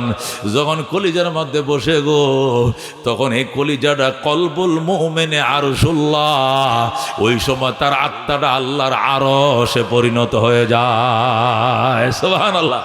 قال رسول الله صلى الله عليه وسلم قلب المؤمن عرش الله। ইমানদারের কলব এটা আল্লাহর আরশ। জোরে আল্লাহু আকবার। আল্লাহ যেরকম আরশে থাকে, আল্লাহ এরকম মানুষের কলবের ভিতরে থাকে। কারণ ইমানদার এটাই লালন করে, মান্না গুঞ্জম দর জমিন ও আসমা, মান্না গুঞ্জম দর জমিন ও আসমা, লেকে গুঞ্জম দর কুলুবে মুমিনা, লেকে গুঞ্জম দর কুলুবে মুমিনা। আল্লাহ কয়, আমি আসমান জমিনে বসার জায়গা নাই, তামাম দুনিয়াটা লয়ে একটা চেয়ার বানায় দিলে আমি বসবো, এতটুক জায়গা হবে না। কিন্তু আমি আল্লাহ ইমানদারের কলবে জায়গা পাই। যেরকম আল্লাহু আকবার। মান্না গুঞ্জম দর জমিন ও আসমা। আল্লাহ কয়, আমি আসমান জমিনে মিলে আমারে তোমরা সামলাইতে পারবা না, আমি এত বড়। কিন্তু লেকে গুঞ্জম দর কলবে মুমিনা, কিন্তু আমার আশেক মুমিনদের কলবের ভিতরে আমি জায়গা পাই। সুবহানাল্লাহ। মেরে ভাই দুস্থ বুজুর্গ, ইমানি জিন্দিগি নিয়ে যখন মানুষ চলে, ইমানের তাকাত তাকাদা যখন মানুষ পূরণ করে, ইমানের চাহিদাগুলো যখন মানুষ পূরণ করে, তখন ইমানদারের কলবের ভিতরে মারেফতের বাসা বাঁধে। এটা হয়ে যায় মারেফতের বাসা, এটা হয়ে যায় আল্লাহর আরশের টুকরা। কথা কোন ঠিক কিনা? ওই সময় আমার আল্লাহ এই আত্মার ভিতরে এমন একটা মোবাইল নম্বর দিয়ে রাখে, এইটা দিয়ে বিপদে পড়লে মিস কল দিলেই উপর থেকে কল ব্যাক করে আল্লাহ। যেরকম সুবহানাল্লাহ। আল্লাহ তাআলার গোলামি কইরা দাসত্ব করে ইমানদার যখন মারেফতের বাসা বাঁধে, এখানে নবী বলছেন বাম দুধের 4 আঙ্গুল নিচে কলব, এখানে আল্লাহ তাআলার আরশ। আল্লাহু আকবার। এখানে আল্লাহ জায়গা পায়, এখানে মানুষ মাওলারে জায়গা দেয়। লা ইলাহা ইল্লাল্লাহ। ডান দিকে মাথাটা ঘুরায়া বাম পাশে বাম দুধের 2 আঙ্গুল নিচে যখন ইল্লাল্লাহ করে বাড়ি মারে, এই জায়গায় আল্লাহ বসে যায়। জোরে করে আল্লাহু আকবার। मेरे भाई दोस्त बुजुर्ग रहमतुल्लिल आलमीনের উম্মত, এই জায়গাটা যখন আল্লাহর আরশ হয়ে যায়, মুমিনের কলবটা আল্লাহু আকবার, তখন আল্লাহ ওই মারেফতওয়ালারে ইরফানি জীবন দেয়। সেই ইমানি জীবনের উপরে পরীক্ষা দিয়া এটা নতুন জীবন লাভ করে। ওই জীবনটাকে বলা হয় ইরফানি জিন্দেগি, মানে মারেফতের জীবন। যেরকম সুবহানাল্লাহ। মুক্তিযোদ্ধা আব্দুল্লাহ সাহেব আইছে নাকি? রেখাটা এই বুড়া কে? হ্যাঁ, মুক্তিযোদ্ধা হামিদে বীর প্রতীক হামিদুর রহমান সাহেবের বাতিজা বোধ হয় নাকি, এইরকমই তো মনে হয়। স্টেজে উঠেন, দেখবেন আসুন, উপরে উঠে দেন, বুড়ার টেনে উঠান। মেরে বায়া দোস্ত বুজুর্গ, বলতেছিলাম ইমানি ডিউটি যখন বান্দা ঠিক মতো করে কলবের ভিতরে আল্লাহ মারেফতের নির্যাস বসায়, তখন সে নতুনের পরীক্ষার সম্মুখীন হয়। এই পরীক্ষায় যখন সে উত্তীর্ণ হয়, তখন সে নতুন জীবন লাভ করে। কোটি কোটি ইমানদারের মধ্য থেকে সে নতুন জীবন লাভ করে। ওই জীবনটাকে বলা হয় ইরফানি জিন্দিগি, মারেফতের জীবন। যেরকম আল্লাহু আকবার। এটা কি এর জীবন কয়? ইরফানি জিন্দিগি। বলছিলাম হায়াতে তৈবার কয়টা স্তর? 3টা স্তর। নিচেটাকে ইমানি জিন্দিগি, 2 নম্বরটা হলো ইরফানি জিন্দিগি, মারেফতের জীবন। যেরকম আল্লাহু আকবার। ওই ইরফানি জিন্দিগি যারা লাভ করে, এদের কলবের ভিতরে এমন একটা নম্বর আল্লাহ দিয়া রাখে আর বলে রাখে, বিপদে পড়লে মিস কল দিস, আমি আছি। আল্লাহু আকবার। বিপদে পড়লে মিস কল দিস, আমি আছি। আল্লাহু আকবার। হযরতে বাইজিদ বুস্তামি বলছিলাম ঘটনা। বাইজিদ নৌকার মধ্যে উঠছে, এই নদীর ওই পারে যায়, আবার এই পারে আহে, আবার পাহাড়ে উঠে, আবার জমিনে যায়। যার কাছে মনে হয় মাওলায় তারা ডাকে। আল্লাহু আকবার। নদীর পারে গেলে বাইজিদ আমার আল্লাহ ওই পার থেকে ডাকতেছে, আইতেছি আইতেছি। নদীর পারে ওই পারে যা যায়, ফাইলাম না, ছুটে গেছে। আবার এই পারে আসে, আবার পাহাড়ে যায়। পাগল, আল্লাহর পাগল। আল্লাহু আকবার। এ বাইজিদ যখন তোরা আল্লাহু আকবার নদীর পারে গেছে, নদীর পারে যাওয়ার পরে কোন নৌকার মাঝিরা আমার ফার করে দেখো, কই যাবেন? কো হে পারে। হে পারে কি? কো মাওলা আমার ওই পার থেকে ডাকতেছে। আল্লাহু আকবার।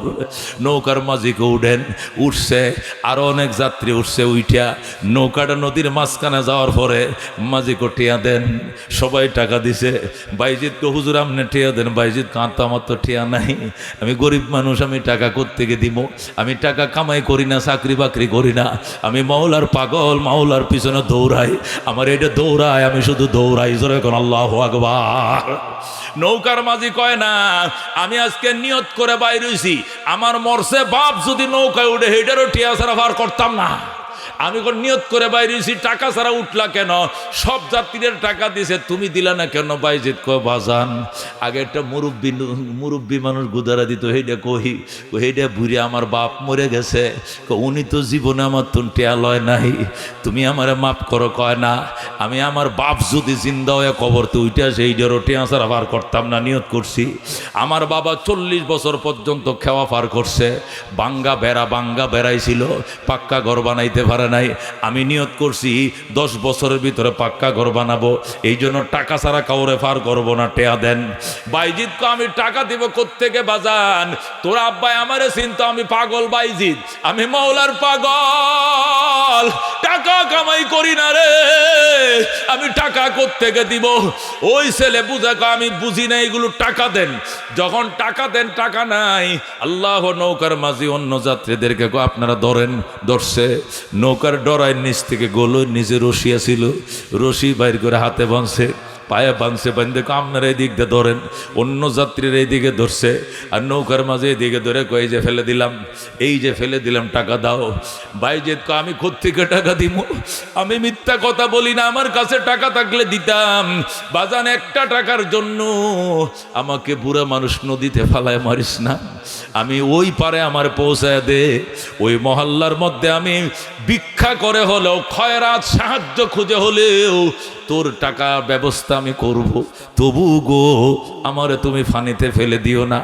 এই বলে যখন আর্তনাদ করতেছে, তারপরও ফেলেই দিবে, বাইজিৎ আর সহ্য করতে পারে নাই, কলব থেকে টান দেয়া মিসকলটা বের করে মারছে আকাশে, আল্লাহু আকবার। মালিক জানতাম না রে দুনিয়াতে টাকা পয়সার এত মূল্য, আগে যদি জানতাম আমিও কিছু টাকা কামাই করতাম। আজকে আমি বাইজিৎ তোমার পাগল, আল্লাহ তুমি জানো আমি তোমার পাগল, টাকা কামাই করি না। আজকে একটা টাকার জন্য কেমনে হাতে বাঁধছে দেখো, পায়ে বাঁধছে দেখো, আমার পানিতে ফেলে দিবে। আল্লাহ যদি তোমার জন্য দুনিয়াকে লাথি মাইরা থাকি, তাহলে একটা টাকার জন্য আমার পানিতে ডুবায় মাইরো না। আল্লাহু আকবার। বাইজিৎ যেই মাত্র চিল্লান মারছে, ও আল্লাহ রব্বুল আলামিন কো বাইজিৎ কান্দিস না, আওয়াজ আসতেছে কান্দিস না। আল্লাহ ডাক দেখো, রে ফুরাত নদীর মাছ, নদীর কোটি কোটি মাছ, প্রত্যেকটা মাছের মুখে একটা সোনালী পয়সার একটা রূপালী পয়সা লয়া বাইজিদের নৌকার চারদিকে মিছিল শুরু করে দে। আল্লাহু আকবার। নদীর কোটি কোটি মাছ, প্রত্যেকটা মাছের মুখে একটা সোনালী পয়সা আর একটা রূপালী পয়সা ঝিকঝিক করতেছে, জল জল করতেছে। প্রত্যেকটা মাছের মুখে দুইটা পয়সা লয়া কোটি কোটি মাছ নৌকার চারদিকে মিছিল শুরু করছেন। আল্লাহ মাছের জবান খুলে দিয়েছে, মাছ ডাক দেখো, গো আল্লাহর আলী আর কাইদেন না, কত টাকা লাগবে নিয়ে আইছি, আপনার শরীরের একটা পশম আমরা ভিজতে দিব না। বলেন আল্লাহু আকবার। मेरे भाई दोस्त बुजुर्ग हजरते বাইজিদ বুস্তামি রহমতুল্লাহ আলাইহি আস্তে করে দেখা যায় নৌকার মাঝি হাতের রশিটি খুলে দিয়েছে, পায়ের রশি খুলে দিয়া পায়ের মাঝে করে, হুজুর আমার আব্বাই আপনারে চিনতো, আমি তো চিনতাম না, আমার বাবা চিনতো বলেই তো 40 বছর টাকা ছাড়া আপনারে পারাপার করছে, আমারে কি আপনি পরিচয় দিবেন না? আমি কি বেয়াদবি করতাম? আল্লাহর রাস্তে মাফ করে দেন। আমিও কথা দিলাম যতদিন বেঁচে আছি আপনাকে আমি বিনা পয়সায় পারাপার করব। ধরে কর আল্লাহু আকবার।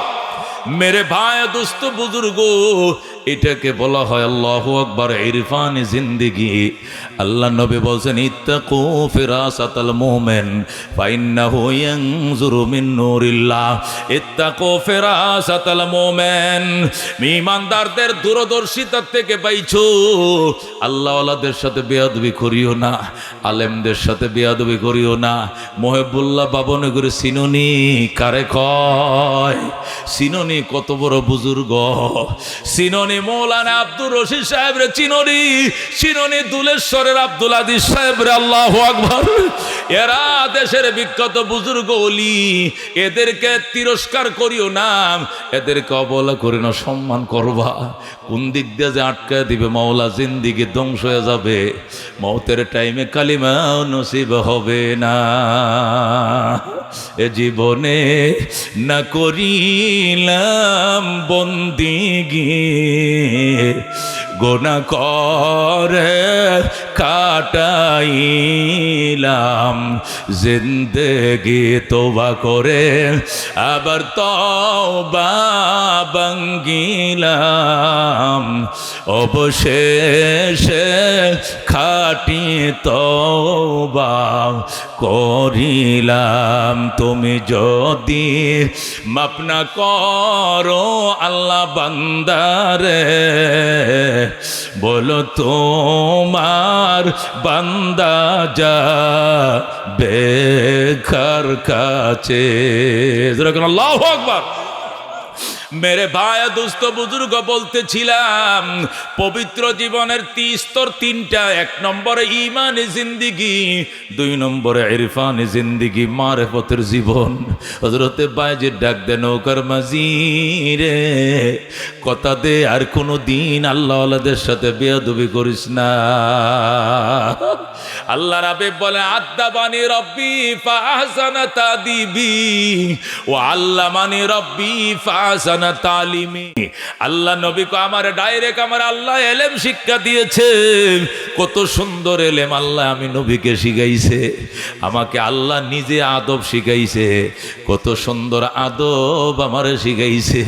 এই জন্য দোস্ত আদবের রিয়ায়াত করবাম। আলেম দেখলে মা বোনরা রাস্তা ছাইড়া দিবা, পাশে দাঁড়ায় থাকবা। আলেম চলে যাওয়ার পরে এরপরে সামনে আগাইবা। দোকানে যদি দেখো কোনো আলেম কেনা বেচা করতেছে, তুমি দূরে দাঁড়ায় থাকবা, হুজুরে আগে বিদায় দেন। হুজুর বিদায় হওয়ার পরে তুমি কেনাকাটা করবা। আলেম দেখলে সিগারেটটা থাকলে ফালায় দিবা, সাইকেলে থাকলে লাভ দিয়ে নেইমা যাইবা, সালাম দিবা, দোয়া নিবা, মনে মনে কইব কেমন বাপের সন্তানটা রে, কত বলো ভালো রে, সাইকেলটার থেকে নামছে, আমি নবীর ওয়ারিসে সম্মান দিছে, আল্লাহ তোমার নবীর শাফাত দিও। এই লোকটা মনে মনে কত দোয়া করব তুমি জানো নি বাজার। কার মায়ের সন্তানটারে আমার সালামটা দিল, কেমন বাপের সন্তানটারে আমার সালামটা দিল, রিস্কার থেকে নাইমে গেল, সাইকেলটা থামায় আমার আদব জানাইলো। কত বড় ভদ্র সন্তান, দোয়া করবে, প্রশংসা করবে, আল্লাহর কাছে পাইবা বাজান। এখন তো জমানা গেছে উল্টা, মহিলারা পুরুষের রাস্তা ছাড়ে না, আলেম ওলামারে ভয় পায় না। যারা দেইকে বিড়ি বন্ধ করতো, এরা দেইকেও সিগারেট জ্বালায়, জ্বালায় ধোঁয়াটা জোরে মারে যেন হুজুরে দেখে। বাইরে মেরে ভাই দুস্থ বুজুর্গ, নবী রসুল আর দুনিয়াতে আসবে না, নবীদের ওয়ারিস উলামায়ে কেরাম। কথা ঠিক না?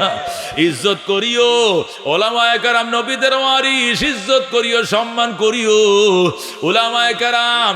ও হারুন রশিদ বলছিল, তামাম দুনিয়া ভরা হারুন রশিদ এক পাল্লা উঠাও, আর আলেমদের জুতার তোলের বালিগুলোকে এক পাল্লা উঠাও, উলামাদের পদতলের ওজন আল্লাহর দরবারে বেশি হবে।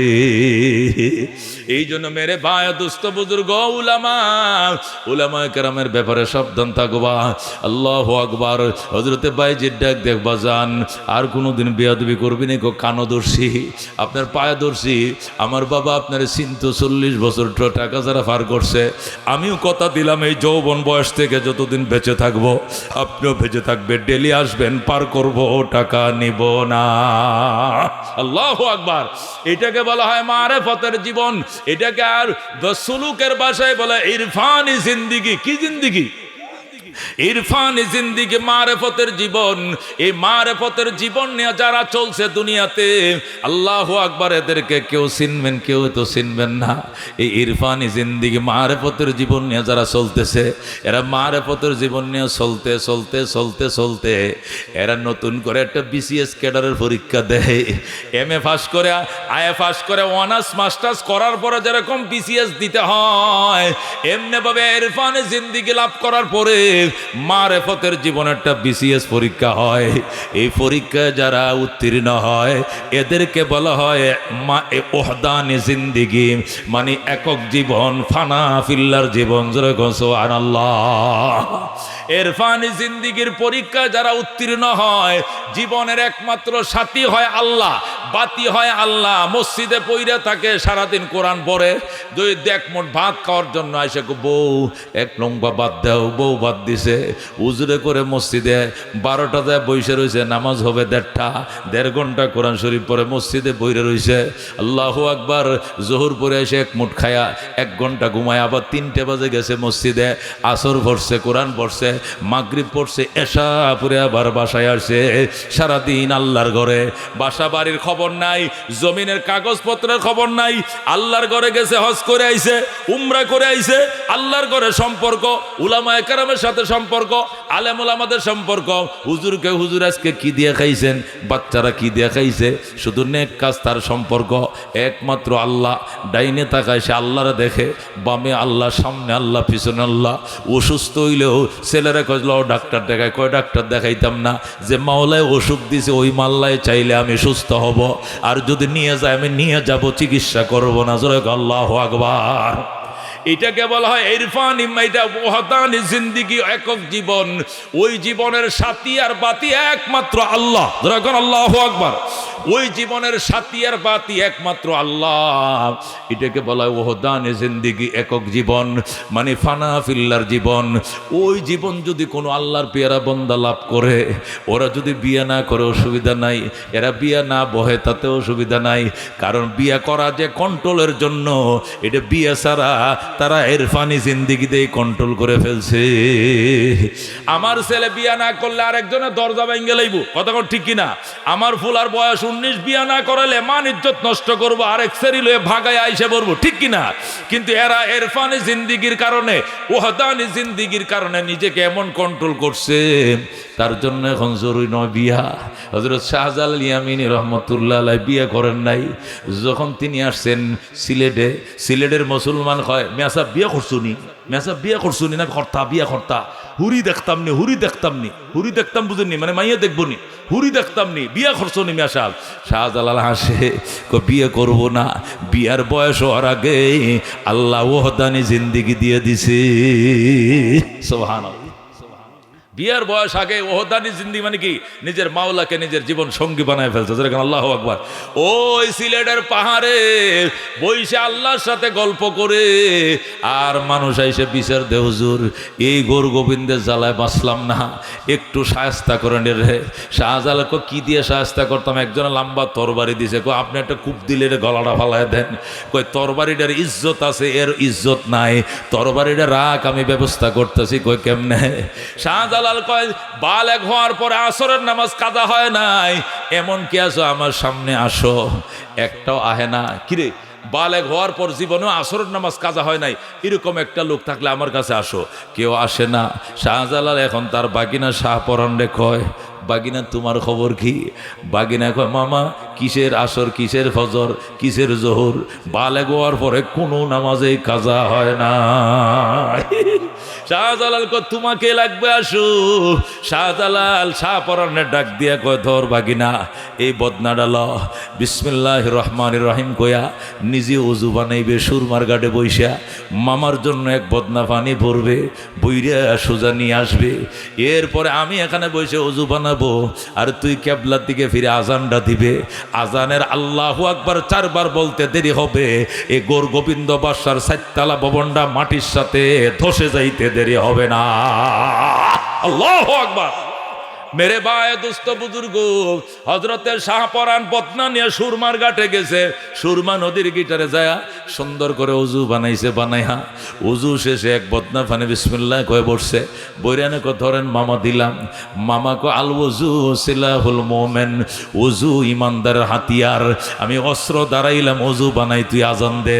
মামায় ওযু বানায়, বাগিনা আজান দে, যে বলছে আল্লাহু আকবার, 4 তালা নাই, আবার আল্লাহু আকবার 3 তালা নাই, আবার আল্লাহু আকবার 2 তালা নাই, আবার আল্লাহু আকবার, সব মাটির সাথে মিশে যায়।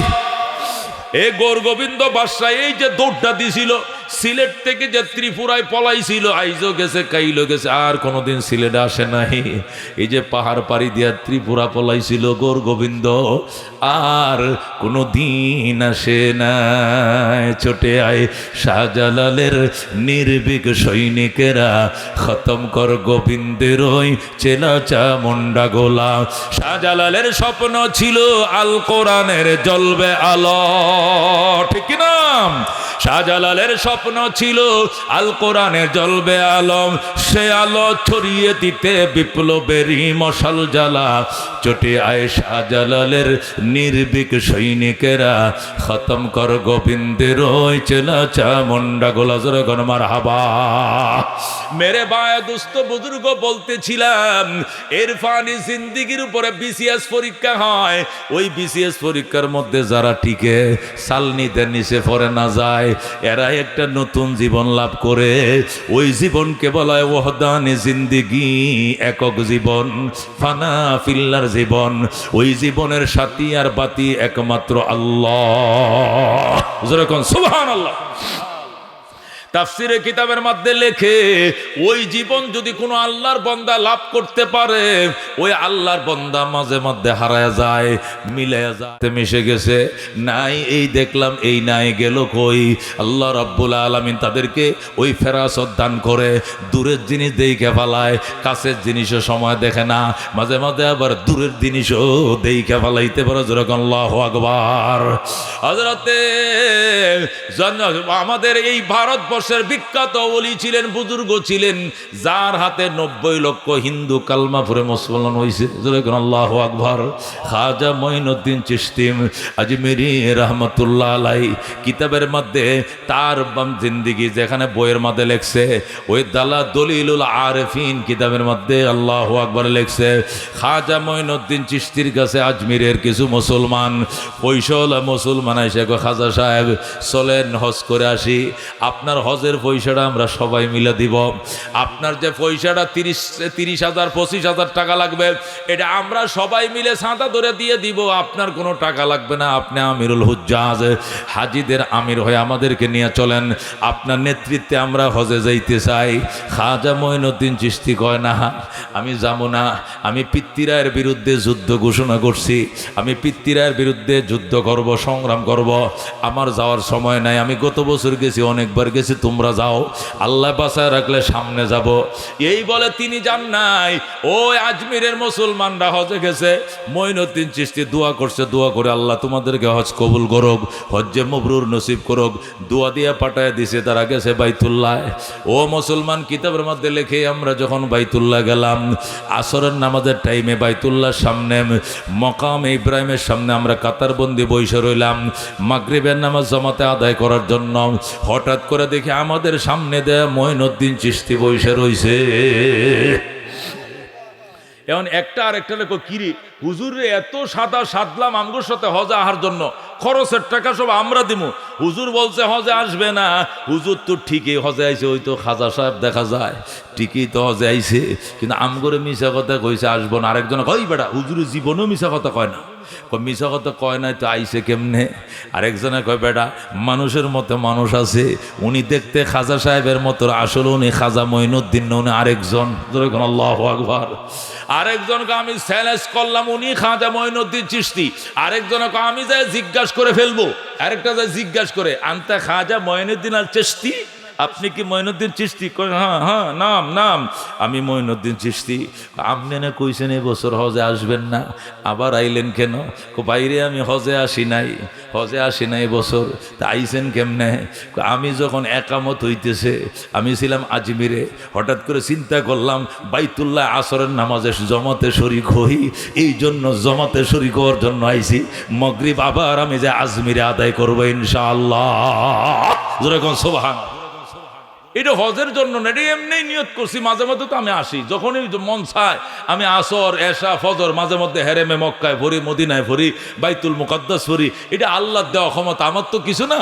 আল্লাহ তৌফিক দিলে মাঝে মাঝে এসে জামাতে, আজকে ওই জামাতে আইসি আর কি। আমি আবার জামুগা এসা আবার দেশে যায় পড়বো। জোরে কোন আল্লাহু আকবার। মান্না গুঞ্জম দর জমিন আসমাম লেকে গুঞ্জম দর কুলুবে মোমেনা। মেরে ভাই দোস্ত বুজুর্গ, এটাকে বলা ওহদানি জিন্দিগি, মানে ফানা ফিল্লার জীবন, একক জীবন, যে জীবনটা মাঝে মধ্যে তৌহিদের সাথে মিশে যায়। এই জন্য খাজা মঈনুদ্দিন মাঝে মাঝে বলতেন, মিটা দো আপনে হস্তি কো अगर कुछ मर्तबा चाहो कि दाना खाक में मिलकर गुले गुलजार होती है, ऐ खुदा तो मुझको मुझसे दूर कर ताकि देखो तुझको मुझ पे एक नजर। अल्लाहु अकबर। আল্লাহর ওলিয়া দোয়া করতো, আয় খোদা তো মুঝকো মুঝসে দূর কর, আয় আল্লাহ আমি মঈনুদ্দিনকে মঈনুদ্দিন থেকে সরাও, আমাকে আমার থেকে সরাও, তাহলে এই জায়গায় তোমারে দেখতে পাবো। সুবহানাল্লাহ। আমাকে আমার থেকে সরাও, এটা কেমন অর্থ? আমি এখানে চেয়ারে বইছি, এখন বলতেছি কি আল্লাহ আমারে আমার থেকে সরাও, মানে কি? এখানে আমি বইছি, চেয়ারটা ভরে গেছে, এখানে তো আর মুক্তিযোদ্ধাকে বইতে দিতে পারবো না, কি লিগে? আমি বইছি, উনি যদি বইতে আমার কুলে বইতে হইব, কথা ঠিক কিনা? কারণ চেয়ার ভরা। এই জন্য মঈনুদ্দিনকে আমার এখানে সরাও, এখানে আল্লাহ তুমি ঢুকো আর আমারে তোমার ভিতরে ঢুকায় ফেলাও। আল্লাহু আকবার। তাহলে আমার ভিতরে তোমাকে দেখতে পাবো। আয় খোদা তো মুঝকো মুঝসে দূর কর, আয় খোদা কো মুঝকো মুঝসে দূর কর তাকে দেখো তুঝকো মুঝ পে এক নজর। আল্লাহ তুমি আমারে আমার থেকে সরাও, তাহলে তোমাকে আমার ভিতরে দেখতে পাইব। জোরে কোন আল্লাহু আকবার। মেরে বায়া দোস্ত বুজুর্গ, এটাকে বলা ওয়াহদানি জিন্দিগি। এটাকে কি বলা হয়? ওয়াহদানি জিন্দিগি বলে। হযরতে আব্দুল কাদের জিলানী রহমতুল্লাহ আলাইহির দরবারে একজন খ্রিস্টান আইসে। কে আসছে? খ্রিস্টান আইসা আব্দুল কাদের জিলানী বলে, হে আব্দুল কাদের জিলানী, তোমার নবী, খ্রিস্টান এসে বলতো, তোমার নবী মোহাম্মদুর রাসূলুল্লাহ বড় নবী না আমার নবী ঈসা রুহুল্লাহ বড় নবী? বলো। কে বলতেছে? খ্রিস্টান এসে কাকে বলতেছে? আমাদের বড় পীর সাহেব আর কি, সমস্ত পীরের বড় পীরের নাম কি? আব্দুল কাদের জিলানী। উনি মার দিক থেকেও কোরাইশ, বাবার দিক থেকে কোরাইশ। মা হইল হাসানের বাবা হইল হাসানের বংশধর, মা হইল হুসেইনের বংশধর। যেরকম সুবহানাল্লাহ। এরা কোরাইশ বংশের। আব্দুল কাদের জিলানী রহমতুল্লাহ আলাইহি যে পীর, এটা তামাম পৃথিবীর সলফ কলফ আহলে হাদিস সুন্নি আরব বাংলা বেদাতি সেদাতি খ্রিস্টান তামাম দুনিয়ার সব মানে উনি একজন বিখ্যাত ওলি ছিলেন। কতক্ষণ ঠিক কিনা? আমি হেরেম শরীফের মধ্যে মসজিদে আবু বকরের মধ্যে আসর নামাজ পড়লাম, দেখলাম এখানে শাইখ সুদাইস বয়ান করতেছে নামাজের ফজিলত সম্পর্কে, হাজিদেরকে বয়ান করতেছে। এক পর্যায়ে আব্দুল কাদের জিলানীর রেফারেন্স দিয়ে একটা ঘটনা বয়ান করছে। যেরকম সুবহানাল্লাহ। তিনি সেটা বলছিলেন 9 সালের ঘটনা। তিনি বলছিলেন, কাদ জা শায়তান ফি সূরাতিল মালাইকা ইনদা আব্দুল কাদের জিলানী। কয়েকদিন শয়তান ফেরেশতাদের আকৃতি ধারণ করে আব্দুল কাদের জিলানীর কাছে আসে। এটা বাইতুল্লাহর ইমামে ঘটনা বলতেছে। কয়েকদিন শয়তান ফেরেশতার আকৃতি ধারণ করে আব্দুল কাদের জিলানীর দরবারে আইসে বলতেছে, হে আব্দুল কাদের জিলানী, তুমি তো বড় পীর সাহেব, তোমার আল্লাহ আমারে ফাটাইছে সংবাদ দেওয়ার জন্য, তোমার নামাজ রোজা সব মাফ করে দিছে আল্লাহ। আজকের থেকে তোমার আর নামাজও পড়া লাগতো না, রোজাও রাখা লাগতো না, আল্লাহ এত বড় পীর তোমারে বানাইছে। যেই মাত্র এই কথা বলছে আব্দুল কাদের জিলানী লা হাওলা ওয়ালা কুওয়াতা ইল্লা বিল্লাহ, লা হাওলা পড়া শুরু করে দিছে, আউযু বিল্লাহি মিনাশ শাইতানির রাজিম বলা শুরু করছে। ফাগাবা, সাথে সাথে সে অদৃশ্য হয়ে গেছে। কোনটা? যেটা আইছিল বুঝাইতো। যেরকম আল্লাহু আকবার। আব্দুল কাদের জিলানী কয়, নবীর নামাজ মাফ হয় নাই, আবু বকরের নামাজ মাফ হয় নাই, ওমরের নামাজ মাফ হয় নাই, ফাতিমার নামাজ মাফ হয় নাই, হাসান হুসেনের নামাজ মাফ হয় নাই, সাহাবীদের তাবিঈনদের নামাজ মাফ হয় নাই। কে বলছে আমার নামাজ মাফ? তুই শয়তান, তুই শয়তান। এই বলে পাথর মারছে, শয়তান পালায় গেছে। যেরকম আল্লাহু আকবার। নামাজের মর্যাদার কথা বলতে গিয়া হেরেম শরীফের মধ্যে আব্দুল কাদের জিলানীর রেফারেন্সে ঘটনাটা বয়ান করছে। বাইতুল্লাহর ইমামের মুখের ঘটনা। কি বুঝলেন? ওনার একটা গ্রহণযোগ্যতা সবার কাছে আছে, আছে না নাই? আব্দুল কাদের জিলানীর কাছে আইসে একজন খ্রিস্টান পাদ্রী, খ্রিস্টান পাদ্রী আইসে বলতেছে, আব্দুল কাদের জিলানী, আপনার কাছে একটা বিষয় জানতে চাই। কি বিষয়? তোমার নবী ঈসা, তোমার নবী মুহাম্মদুর রাসূলুল্লাহ বড় না আমার নবী ঈসা রুহুল্লাহ বড়? আব্দুল কাদের জিলানী কয়, আশ্চর্য ঘটনা, তোমার নবী ঈসা রুহুল্লাহ বড় না আমার নবী মুহাম্মদুর রাসূলুল্লাহ বড়? এই প্রশ্ন তুমি আমারে কোনো কেন? তোমার নবীকেই করো। আমার নবীরে পাইমু, আমার নবী তো দুনিয়াতে নাই। আরে বাবা, তোমার নবী কি বলে যায় নাই আল্লাহ নবী না বানায়া আখেরে নবীর উম্মত বানাও, আমি খুশি হব, আমি ধন্য হব। এই জন্য তো আল্লাহ তোমার নবীর দোয়া কবুল করছে। এই জন্য তোমার নবীর আসমানে উঠায় নিয়েছে, আমার নবীর উম্মত হয়ে কিয়ামতের আগে আবার আসবে দুনিয়াতে। যেরকম সুবহানাল্লাহ। আমার নবী যে শ্রেষ্ঠ, এটা তো তোমার নবীর কথা দ্বারাই বোঝা যায়। তোমার নবী তো দোয়া করছে, আল্লাহ বনি ইসরায়েলের পয়গাম্বর না বানাইয়া রহমতুল লিল আলামিনের উম্মত যদি বানাইতে আমি বড় খুশি হইতাম। এই দোয়া মুসাও করছে, ঈসাও করছে, অনেক নবীরাই করছে, কিন্তু ঈসা রুহুল্লাহ দোয়াটা আল্লাহ কবুল করছে। এই জন্য আখিরি জামানায় তিনি আমগো নবীর উম্মত হয়ে দুনিয়াতে আইব। কতক্ষণ ঠিক কিনা? আব্দুল কাদের জিলানিরে প্রশ্ন করে, আব্দুল কাদের যে দূর আহমকের করে আহমক, তোর নবী শ্রেষ্ঠ না আমার নবী শ্রেষ্ঠ? তোর নবীর কথার দ্বারাই তো বোঝা যায়। তোর নবী তো বলছে আমার নবী না বানায় শেষ নবীর উম্মত বানালে খুশি হইতাম। তাহলে তোর নবী কি মনে করছে? আমার নবীরে তোর নবী চিনছে, তুই চিনস নাই, আমার নবী শ্রেষ্ঠ, এটা তোর নবীর কথাই বোঝা যায়। এখন খ্রিস্টান ফাদরি কয়টা মিশা কথা। আমার নবী জীবনেও তুমগো নবীর উম্মত তো কয়ও নাই, আমার নবী তুমগো নবীর উম্মত হবেও না। এটা কে বলতেছে? খ্রিস্টান বলতেছে। আব্দুল কাদের জিলানী কয়, আচ্ছা ঠিক আছে, তুই কি বলস? খ্রিস্টান আমি বলি ঈসা রুহুল্লাহ শ্রেষ্ঠ, মুহাম্মাদুর রাসূলুল্লাহ শ্রেষ্ঠ নয়। যেরকম নাউজুবিল্লাহ। খ্রিস্টান কি বলে? কে শ্রেষ্ঠ? ঈসা রুহুল্লাহ শ্রেষ্ঠ, কিন্তু মুহাম্মাদুর রাসূলুল্লাহ কিনা শ্রেষ্ঠ না। আব্দুল কাদের জিলানী কয়, দলিল দে, দলিল দে। আমি তো দলিল দিছি আমার নবী শ্রেষ্ঠ, আমার নবীর উম্মত হওয়ার জন্য তোর নবী পাগল। আরে দোয়া করছে, আল্লাহ দোয়া কবুলও করছে, আমার নবীর উম্মত হয়ে তোর নবী আসবে দুনিয়াতে, ওয়াইটিং এ আছে ৪র্থ তলায়। আল্লাহু আকবার। আর তুই বলতেছস ঈসা রুহুল্লাহ বড়, মুহাম্মাদুর রাসূলুল্লাহ ছোট। দলিল দে। খ্রিস্টান কয় ৩টা দলিল আছে। কোন কয়টা? খেয়াল করে শুনেন, কয়টা দলিল? মনোযোগ দিয়ে আমি শেষ করে দিচ্ছি। খ্রিস্টান কইতেছে আমার নবী যে শ্রেষ্ঠ, ঈসা রুহুল্লাহ শ্রেষ্ঠ মুহাম্মাদুর রাসূলুল্লাহর উপরে। এর জন্য 3টা দলিল দিতেছে, আর লাগতো না। আব্দুল কাদের জিলানী কয়, 3টা দলিল কি? ১ নম্বর দলিল, আমার নবী ঈসা রুহুল্লাহ জন্মন্দরে যদি শুধু চোখটার মধ্যে হাতটা লাগাই দিত, সাথে সাথে ভালো হয়ে যাইত। এত বড় ডাক্তার তো মুহাম্মাদুর রাসূলুল্লাহ ছিল না। আব্দুল কাদের জিলানী কয়, কথা সত্য। এটা আমগো কোরআনেও আছে যে ঈসা নবী কি করলে জন্ম অন্ধর চোখে হাত বুলাই দিলে কি হয়ে যায়? ভালো হয়ে যায়। এটা আল্লাহ তারে মুজিজা দিছিল এই নবীরে, এটা ঠিক সত্য। এইটাও তো প্রমাণ করে আমার নবী শ্রেষ্ঠ, কারণ তোমার নবী মুহাম্মদুর রাসূলুল্লাহ তো জন্ম অন্ধরে ভালো করতে পারে নাই, আমার নবী তো পারছে। আব্দুল কাদের জিলানী আচ্ছা পুরো উত্তর পরে দিব। আর 2 নম্বর দলিল 2 নম্বর দলিল হলো আমার নবী ঈসা রুহুল্লাহ কুষ্ঠ রোগীর হাতে শুইয়া দিলে, কুষ্ঠ রোগী ওই যে সাদা সাদা সাদা শ্বেতা আছে না, ঠুট একটু সাদা, এনে একটু সাদা, এনে আবার সাদা, ওই কুষ্ঠ রোগীর গায়ে আমার নবী ঈসা রুহুল্লাহ একটু শুইয়া দিলে, ধরে দিলে, সাথে সাথে ভালো হয়ে যায়, কোনো চিকিৎসা লাগে না। অথচ চিকিৎসাতে এই রোগ কোনো দিন ভালো হয় না, এই রোগের কোনো চিকিৎসা দুনিয়াতে বের হয় নাই, কিন্তু ঈসা রুহুল্লাহ শুইয়া দিলে সাথে সাথে ভালো হয়ে যাইতো। এইটাই প্রমাণ করে আমার নবী রুহুল্লাহ শ্রেষ্ঠ, তোমার নবী মুহাম্মদ রাসূলুল্লাহ শ্রেষ্ঠ নয়। জোরে করে নাউজুবিল্লাহ। আব্দুল কাদের জিলানী আচ্ছা এটাও মানলাম, কিছুক্ষণের জন্য মানলাম। 3 নম্বর দলিল বলো। 3 নম্বর দলিল হলো, হে আব্দুল কাদের জিলানী, আমার নবী ঈসা রুহুল্লাহ ওই মুর্দার কবরের পাশে যাইয়া কবরবাসীরা যদি বলে কুম বিইজনিল্লাহ, কুম বিইজনিল্লাহ, আল্লাহর নামে জিন্দা হয়ে যাও। যদি 50 বছরের পুরাতন কবরের কাছে যাও, যদি কুম বিইজনিল্লাহ, আল্লাহর নামে জিন্দা হও, সাথে সাথে কবরবাসী আল্লাহু আকবার কয়ে লাফ দিয়ে জিন্দা হয়ে যায়। আমার নবী জিন্দা মরে মরদাম আপনার দাদার কবরে ভাসে যাইব, যায় ডাক দিবা, আপনার দাদার চিনেন? চিনি তো, এই দাদা জিন্দা হয়ে যাইব। এইরকম নবী আমার নবী ঈসা রুহুল্লাহ। কার সাথে কারা তুলনা করেন? আব্দুল কাদের জিলানী কয়, এরপরে 4 নম্বর দলিল খ্রিস্টান আর দলিল নাই। কয়টা দলিল? 3টা। আমার নবী ঈসা রুহুল্লাহ জন্ম অন্ধরে শুয়ে দিলে ভালো হয়ে যায়, কুষ্ঠরোগী ধরে ফেললে ভালো হয়ে যায়, আর কবরের পাশে মুর্দারে ডাক দিলে কুম বিইজনিল্লাহ, আল্লাহ নামে জিন্দা বললে সাথে সাথে কি হয়ে যায়? জিন্দা হয়ে যায়। তোমার নবী মুহাম্মদুর রাসূলুল্লাহ তো একটাও হারে নাই। সুতরাং আমার নবী 3 দলিলে আমার নবী শ্রেষ্ঠ, তোমার নবী অশ্রেষ্ঠ। আব্দুল কাদের জিলানী কয়, আর কি দলিল? আর নাই, এই মাত্র 3টা দলিল। এখন উত্তর ল।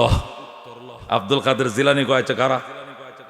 পাগড়িটা বাঁধল ভালো করে, পাগড়িটা সুন্দর করে বাঁধছে, দুরকম আল্লাহু আকবার, বান্ধে রুমালটা মাথায় দিছে। কই দিছে? রুমালটা দিয়ে এইভাবে গুমটাটা দিছে, গুমটা দিয়ে আল্লাহু আকবার, চোখটি বন্ধ করছে। বলে কয়, আগে কবরে চল। দুরকম আল্লাহু আকবার। মেইন যেটা মুর্দারা জিন্দা করে তো ডিয়ারিং দিয়া, হেডি তো ওষুধ খাইলে ভালো হইতে পারে, হেডি তো ছোট ছোট রোগ, জন্ম অন্ধ ভালো করে পরে, আর কুষ্ঠরোগী ভালো করা পরে, আগে মুর্দারা চিন্তা করে একটা আগে ধরি। আচ্ছা আচ্ছা, তোমার নবী 3টা কাজ করতে, এই জন্য শ্রেষ্ঠ নবী, তাই তো? আমার নবী 3টা কাজ করতে পারে নাই, এই জন্য শ্রেষ্ঠ নবী নাই। আমি আব্দুল কাদের কি নবী? কয় না। আমি কে? আমি তো, তুমি তো তুমগো নবীর উম্মত। কয় তাহলে আমার নবী করে নাই, আমার নবীর দরকারও নাই, আমি সেই নবীর একজন গুনাহগার উম্মত। আমি 3টা কাজ আমি এখন করে দেখাবো, তখন তুই আমার ব্যাপারে কি বলবি? আল্লাহু আকবার। খ্রিস্টানকে বলে কি আপনি পারবেন? পারবো মানে তুই কি কইছ? চল ফইলা কবরস্থানে লয়ে যা। খ্রিস্টান কয় দেখেন সাফা মাইরেন না, কাম করায় কিন্তু দেখাইতেব। আব্দুল কাদের জিলানী কয় আরে বেটা কথা কম, কই যাবি যা।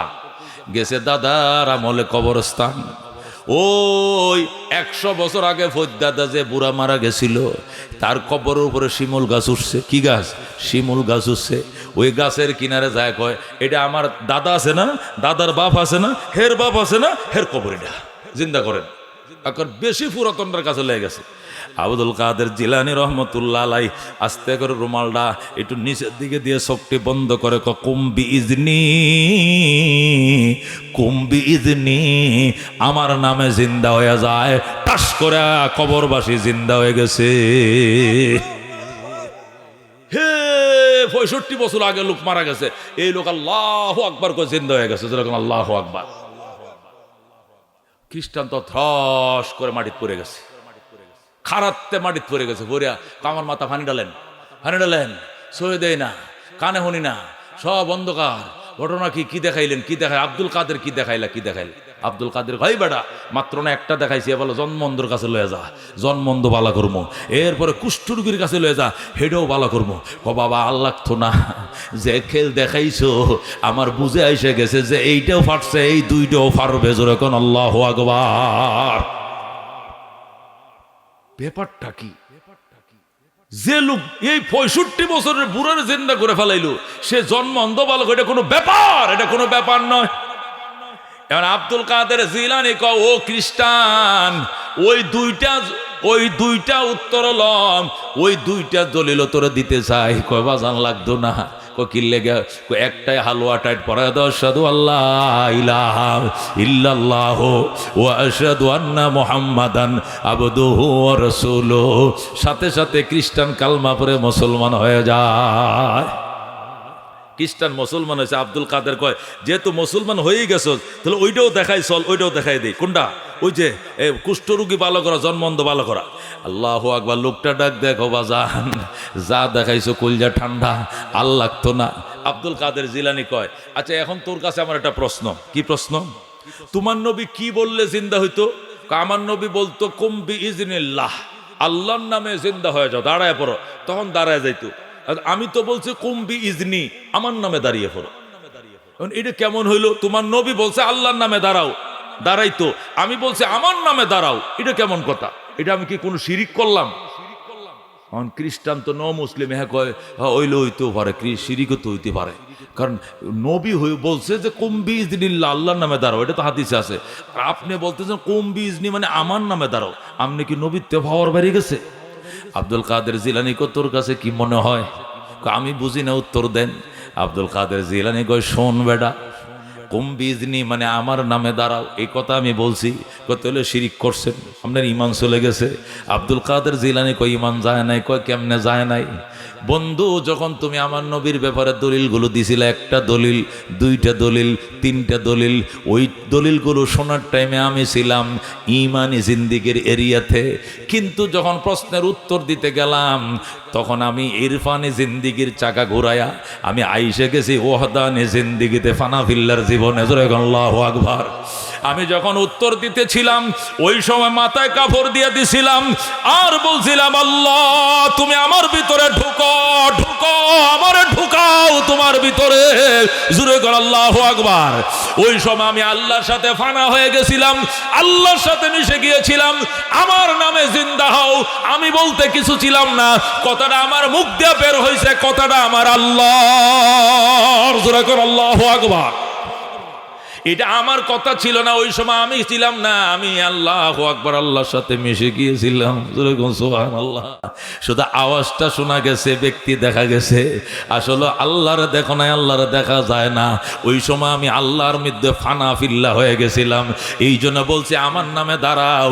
আমি আব্দুল কাদের, ওই সময় আব্দুল কাদের ছিলাম না, ওই সময় কাদের হয়ে গেছিলাম। জোরে করে আল্লাহু আকবার। মানে আল্লাহর জাতের সাথে মিশে গিয়েছিলাম। জোরে করে আল্লাহু আকবার। मिटा दो आपने हस्ती को अगर कुछ मर्तबा चाहो कि दाना खाक में मिलकर गुले गुलजार होती है। ऐ खुदा तो मुझको मुझसे दूर कर ताकि देखो तुझको मुझ पे एक नजर। ज़रा कहो अल्लाहु अकबर। मेरे भाई दोस्त बुजुर्गो, আব্দুল কাদের জিলানী রহমতুল্লাহ আলাইহি যখন প্রশ্নগুলো শুনতেছিলেন তখন তিনি ছিলেন মারেফতের জীবনে। যখন উত্তর দিতে গেছিলেন তখন চাকা ঘুরে চলে গেছে আল্লাহু আকবার ফানা ফিল্লার জীবনে। ওই জীবনে চলে যাওয়ার পর অস্তিত্ব আল্লাহর সাথে মিশে যায়। ওই সময় যে বলছে আমার নামে জিন্দা হও, আমি বলতে ওই সময় আল্লাহর জাতের সাথে মিশে গিয়েছিল। আমার নামে কারা হও মানে আমি বলতে আল্লাহ, ওই সময় নিজের অস্তিত্ব ছিল না, আল্লাহর নামে জিন্দা হয়ে যাও। সুবহান। আল্লামা ফরিদউদ্দিন আত্তার রহমতুল্লাহ আলাইহি তাজকিরাতুল আউলিয়া লেখছেন। তাজকিরাতুল আউলিয়ার মধ্যে লেখেন হযরতে হাসান বসরি রহমতুল্লাহ আলাইহি রাবিয়া বসরিকে দীর্ঘদিন পর্যন্ত 21 বছর 22 বছর পর্যন্ত মারেফত শিখাইছে। ওহদানি জিন্দিগি শিখাইছে, ইরফানি জিন্দিগি শিখাইছে। শিখাই আরেকদিন হাসান বসরি রাবিয়ারে বলে, রাবিয়ারে মনে চাইতেছে তোর সাথে আমি 22 দিতাম, তুই কতটুক শিখছো এটা পরীক্ষা করার জন্য তোর সাথে আমি চ্যালেঞ্জ করতাম, তুই চ্যালেঞ্জ করবে? রাবিয়া কয় ইনশাআল্লাহ রাজি আছি। যেরকম আল্লাহু আকবার। তুই কতটুক গোড়া দৌড়ানো শিখছস আর আমি কতটুক দৌড়ানো শিখছি, আমার থেকে কি পরিমাণ তুই শিখছস, আজকে দৌড় কারটা বেশি একটু দেখা যাক, পরীক্ষা হোক। রাবিয়া কয় আই এম রেডি, আমি প্রস্তুত। যেরকম আল্লাহু আকবার। হযরত হাসান বসরি কইতে হইলে লুকুচুরি খেলাই। লুকুচুরি খেলা বুঝুন তো? ওই যে পোলাপান পলাবন্দি খেলা কয়, পলাবন্দি বুঝুননি? ওই একটা ফলায় তুকুত কয় কিনা, ওই কপাটার আলে ফলাইছে, খেরের লাশের আদে ফরাইছে, ও স্কুলে ফিসুন দে, এটা কয় তুকু, এটার কুজ্জা বাইর করে আছে কিনা? এটার কি খেলা বলে আপনার দেশে? পলাবন্দি খেলা নাকি? পলাবন্দি খেলা, লুকুচুরি খেলা। কাজ লুকুচুরি খেলা, আমি ফলাবো তুই বাইর করবি, তুই ফলাবে আমি বাইর করবো ইনশাআল্লাহ। যেরকম আল্লাহু আকবার। রাবিয়া কয় বস আপনি পলাইবেন ইনশাআল্লাহ বাইর করে ফেলাম, কিন্তু আমি ফলাইলে বের করতে পারবেন না। চ্যালেঞ্জ। যেরকম আল্লাহু আকবার। এটি বেড়ে অন্য জগতের ওয়াজ, এটি দুনিয়ার না, মাটির ওয়াজ না, উপরের। যেরকম আল্লাহু আকবার। এটি সব জায়গায় করি না, ওলামায়ে কেরামের সংগঠনে দিলটা মনটা খুলে কথা কইতাছি। যেরকম আল্লাহু আকবার। মেরে বায় দোস্ত বুজুর্গ, হযরতে হাসান বসরি পলাইছে। রাবিয়ারে কয় আবার বের কর। আমি পলাইলাম, সামনে দাঁড়ায় রইছি, পট করে হুজুর নাই। কিরে কই গেল? আর নাই নাই নাই। যেরকম আল্লাহু আকবার। রাবিয়া খুঁজে, হাসান বসরি পায় না। কত জায়গায় খুঁজলো, ঘন্টা সময় দিছে, ঘুরছে, সব জায়গায় ঘুরছে, পাহাড়ে পর্বতে নদীতে আসমানে জমিনে সব জায়গায় মারেফতের ঘোড়া চালাইছে, সব দুনোটা অদৃশ্য হয়ে গেছে। আল্লাহু আকবার। দুনোজন অদৃশ্য হয়ে গেছে, একজন আরেকজনকে শুধু খুঁজতেছে, পায় না। রাবিয়া কয় বস একটু তুক্কু দেন। আচ্ছা হাসান বসরি তুক্কু দিছে, রাবিয়া কো পাইছি। আল্লাহু আকবার। কই কই পাইছ? পাইছি এক জায়গায়। তুকুত। আচ্ছা হাসান বসরি তুক্কু দিছে, রাবিয়া কয় ফাইবে, তুমি আরশের ফিলারের পিছন দিয়ে দাঁড়ায় রইছো। যেরকম আল্লাহু আকবার। শো করে পৌঁছে গেছে, যায় ধরে লেছে পাঞ্জাবি। পাইছি কে পাইছো? তুমি ফেল। এবার আমি লুকাবো, বের করো। হযরতে রাবিয়া, রাবিয়া এবার পলাইছে। হাসান বসরি খোঁজে আর পায় না, তুক্কু দাও। রাবিয়া তুক্কু দেয়, তুক্কুর আওয়াজ এদিকেও শোনা যায়, এদিকেও শোনা যায়, এদিকেও শোনা যায়, এদিকেও শোনা যায়, উপরেও শোনা যায়, নিচেও শোনা লাগছে আওলা। আল্লাহু আকবার। আবার তুক্কু দেয়, আবার তুক্কু দিতে, চারিদিকে শোনা যায়। এ তুক্কু দিলে একটা আইডিয়া করা যায় ওই দিকে লুকাইছে, ঠিক কিনা? ওই দিকটা আওয়াজ দাইতে তো ওই দিক খুঁজবো, ওই দিকে যাবো না। ওই স্কুলের পিছন যে লুকাইছে তুক্কু তোলে, ওই দিকে যাবো, ওই দিকে যাবো না, ঠিক কিনা? কিন্তু রাবিয়া যখন কইছে তুক্কু, সাইর দিক দিয়ে আওয়াজ শোনা যায়। হাসান বসরি পতারা এলাইছে, এদিকেও খুঁজে, ওদিকে খুঁজে, ওদিকে খুঁজে, অনেকক্ষণ খুঁজে, এরপরে পায় না। রাবিয়া কয় সিলিন্ডার করো। উস্তাদ সিলিন্ডার করেন। সিলিন্ডার করলাম, রাবিয়া হাজির হয়ে গেছে। যেরকম আল্লাহু আকবার। জিরে উস্তাদরেও খেল দেখাইলে আজগা উস্তাদরও মাইটা দিলে কই লুকাইছিলে কামনে তো একটা জায়গায় লুকাইছিলে আমি জায়গা না আমি মিশে গিয়েছিলাম রাবের জাতের সাথে উনি যেরকম সব জায়গায় বিরাজমান সব জায়গায় আমি একসাথে মিশে গিয়া সব জায়গায় আমি তুক্কু দিলেও চারদিক থেকে শোনা গেছে নির্দিষ্ট কোনো জায়গা নাই। আল্লাহু আকবার।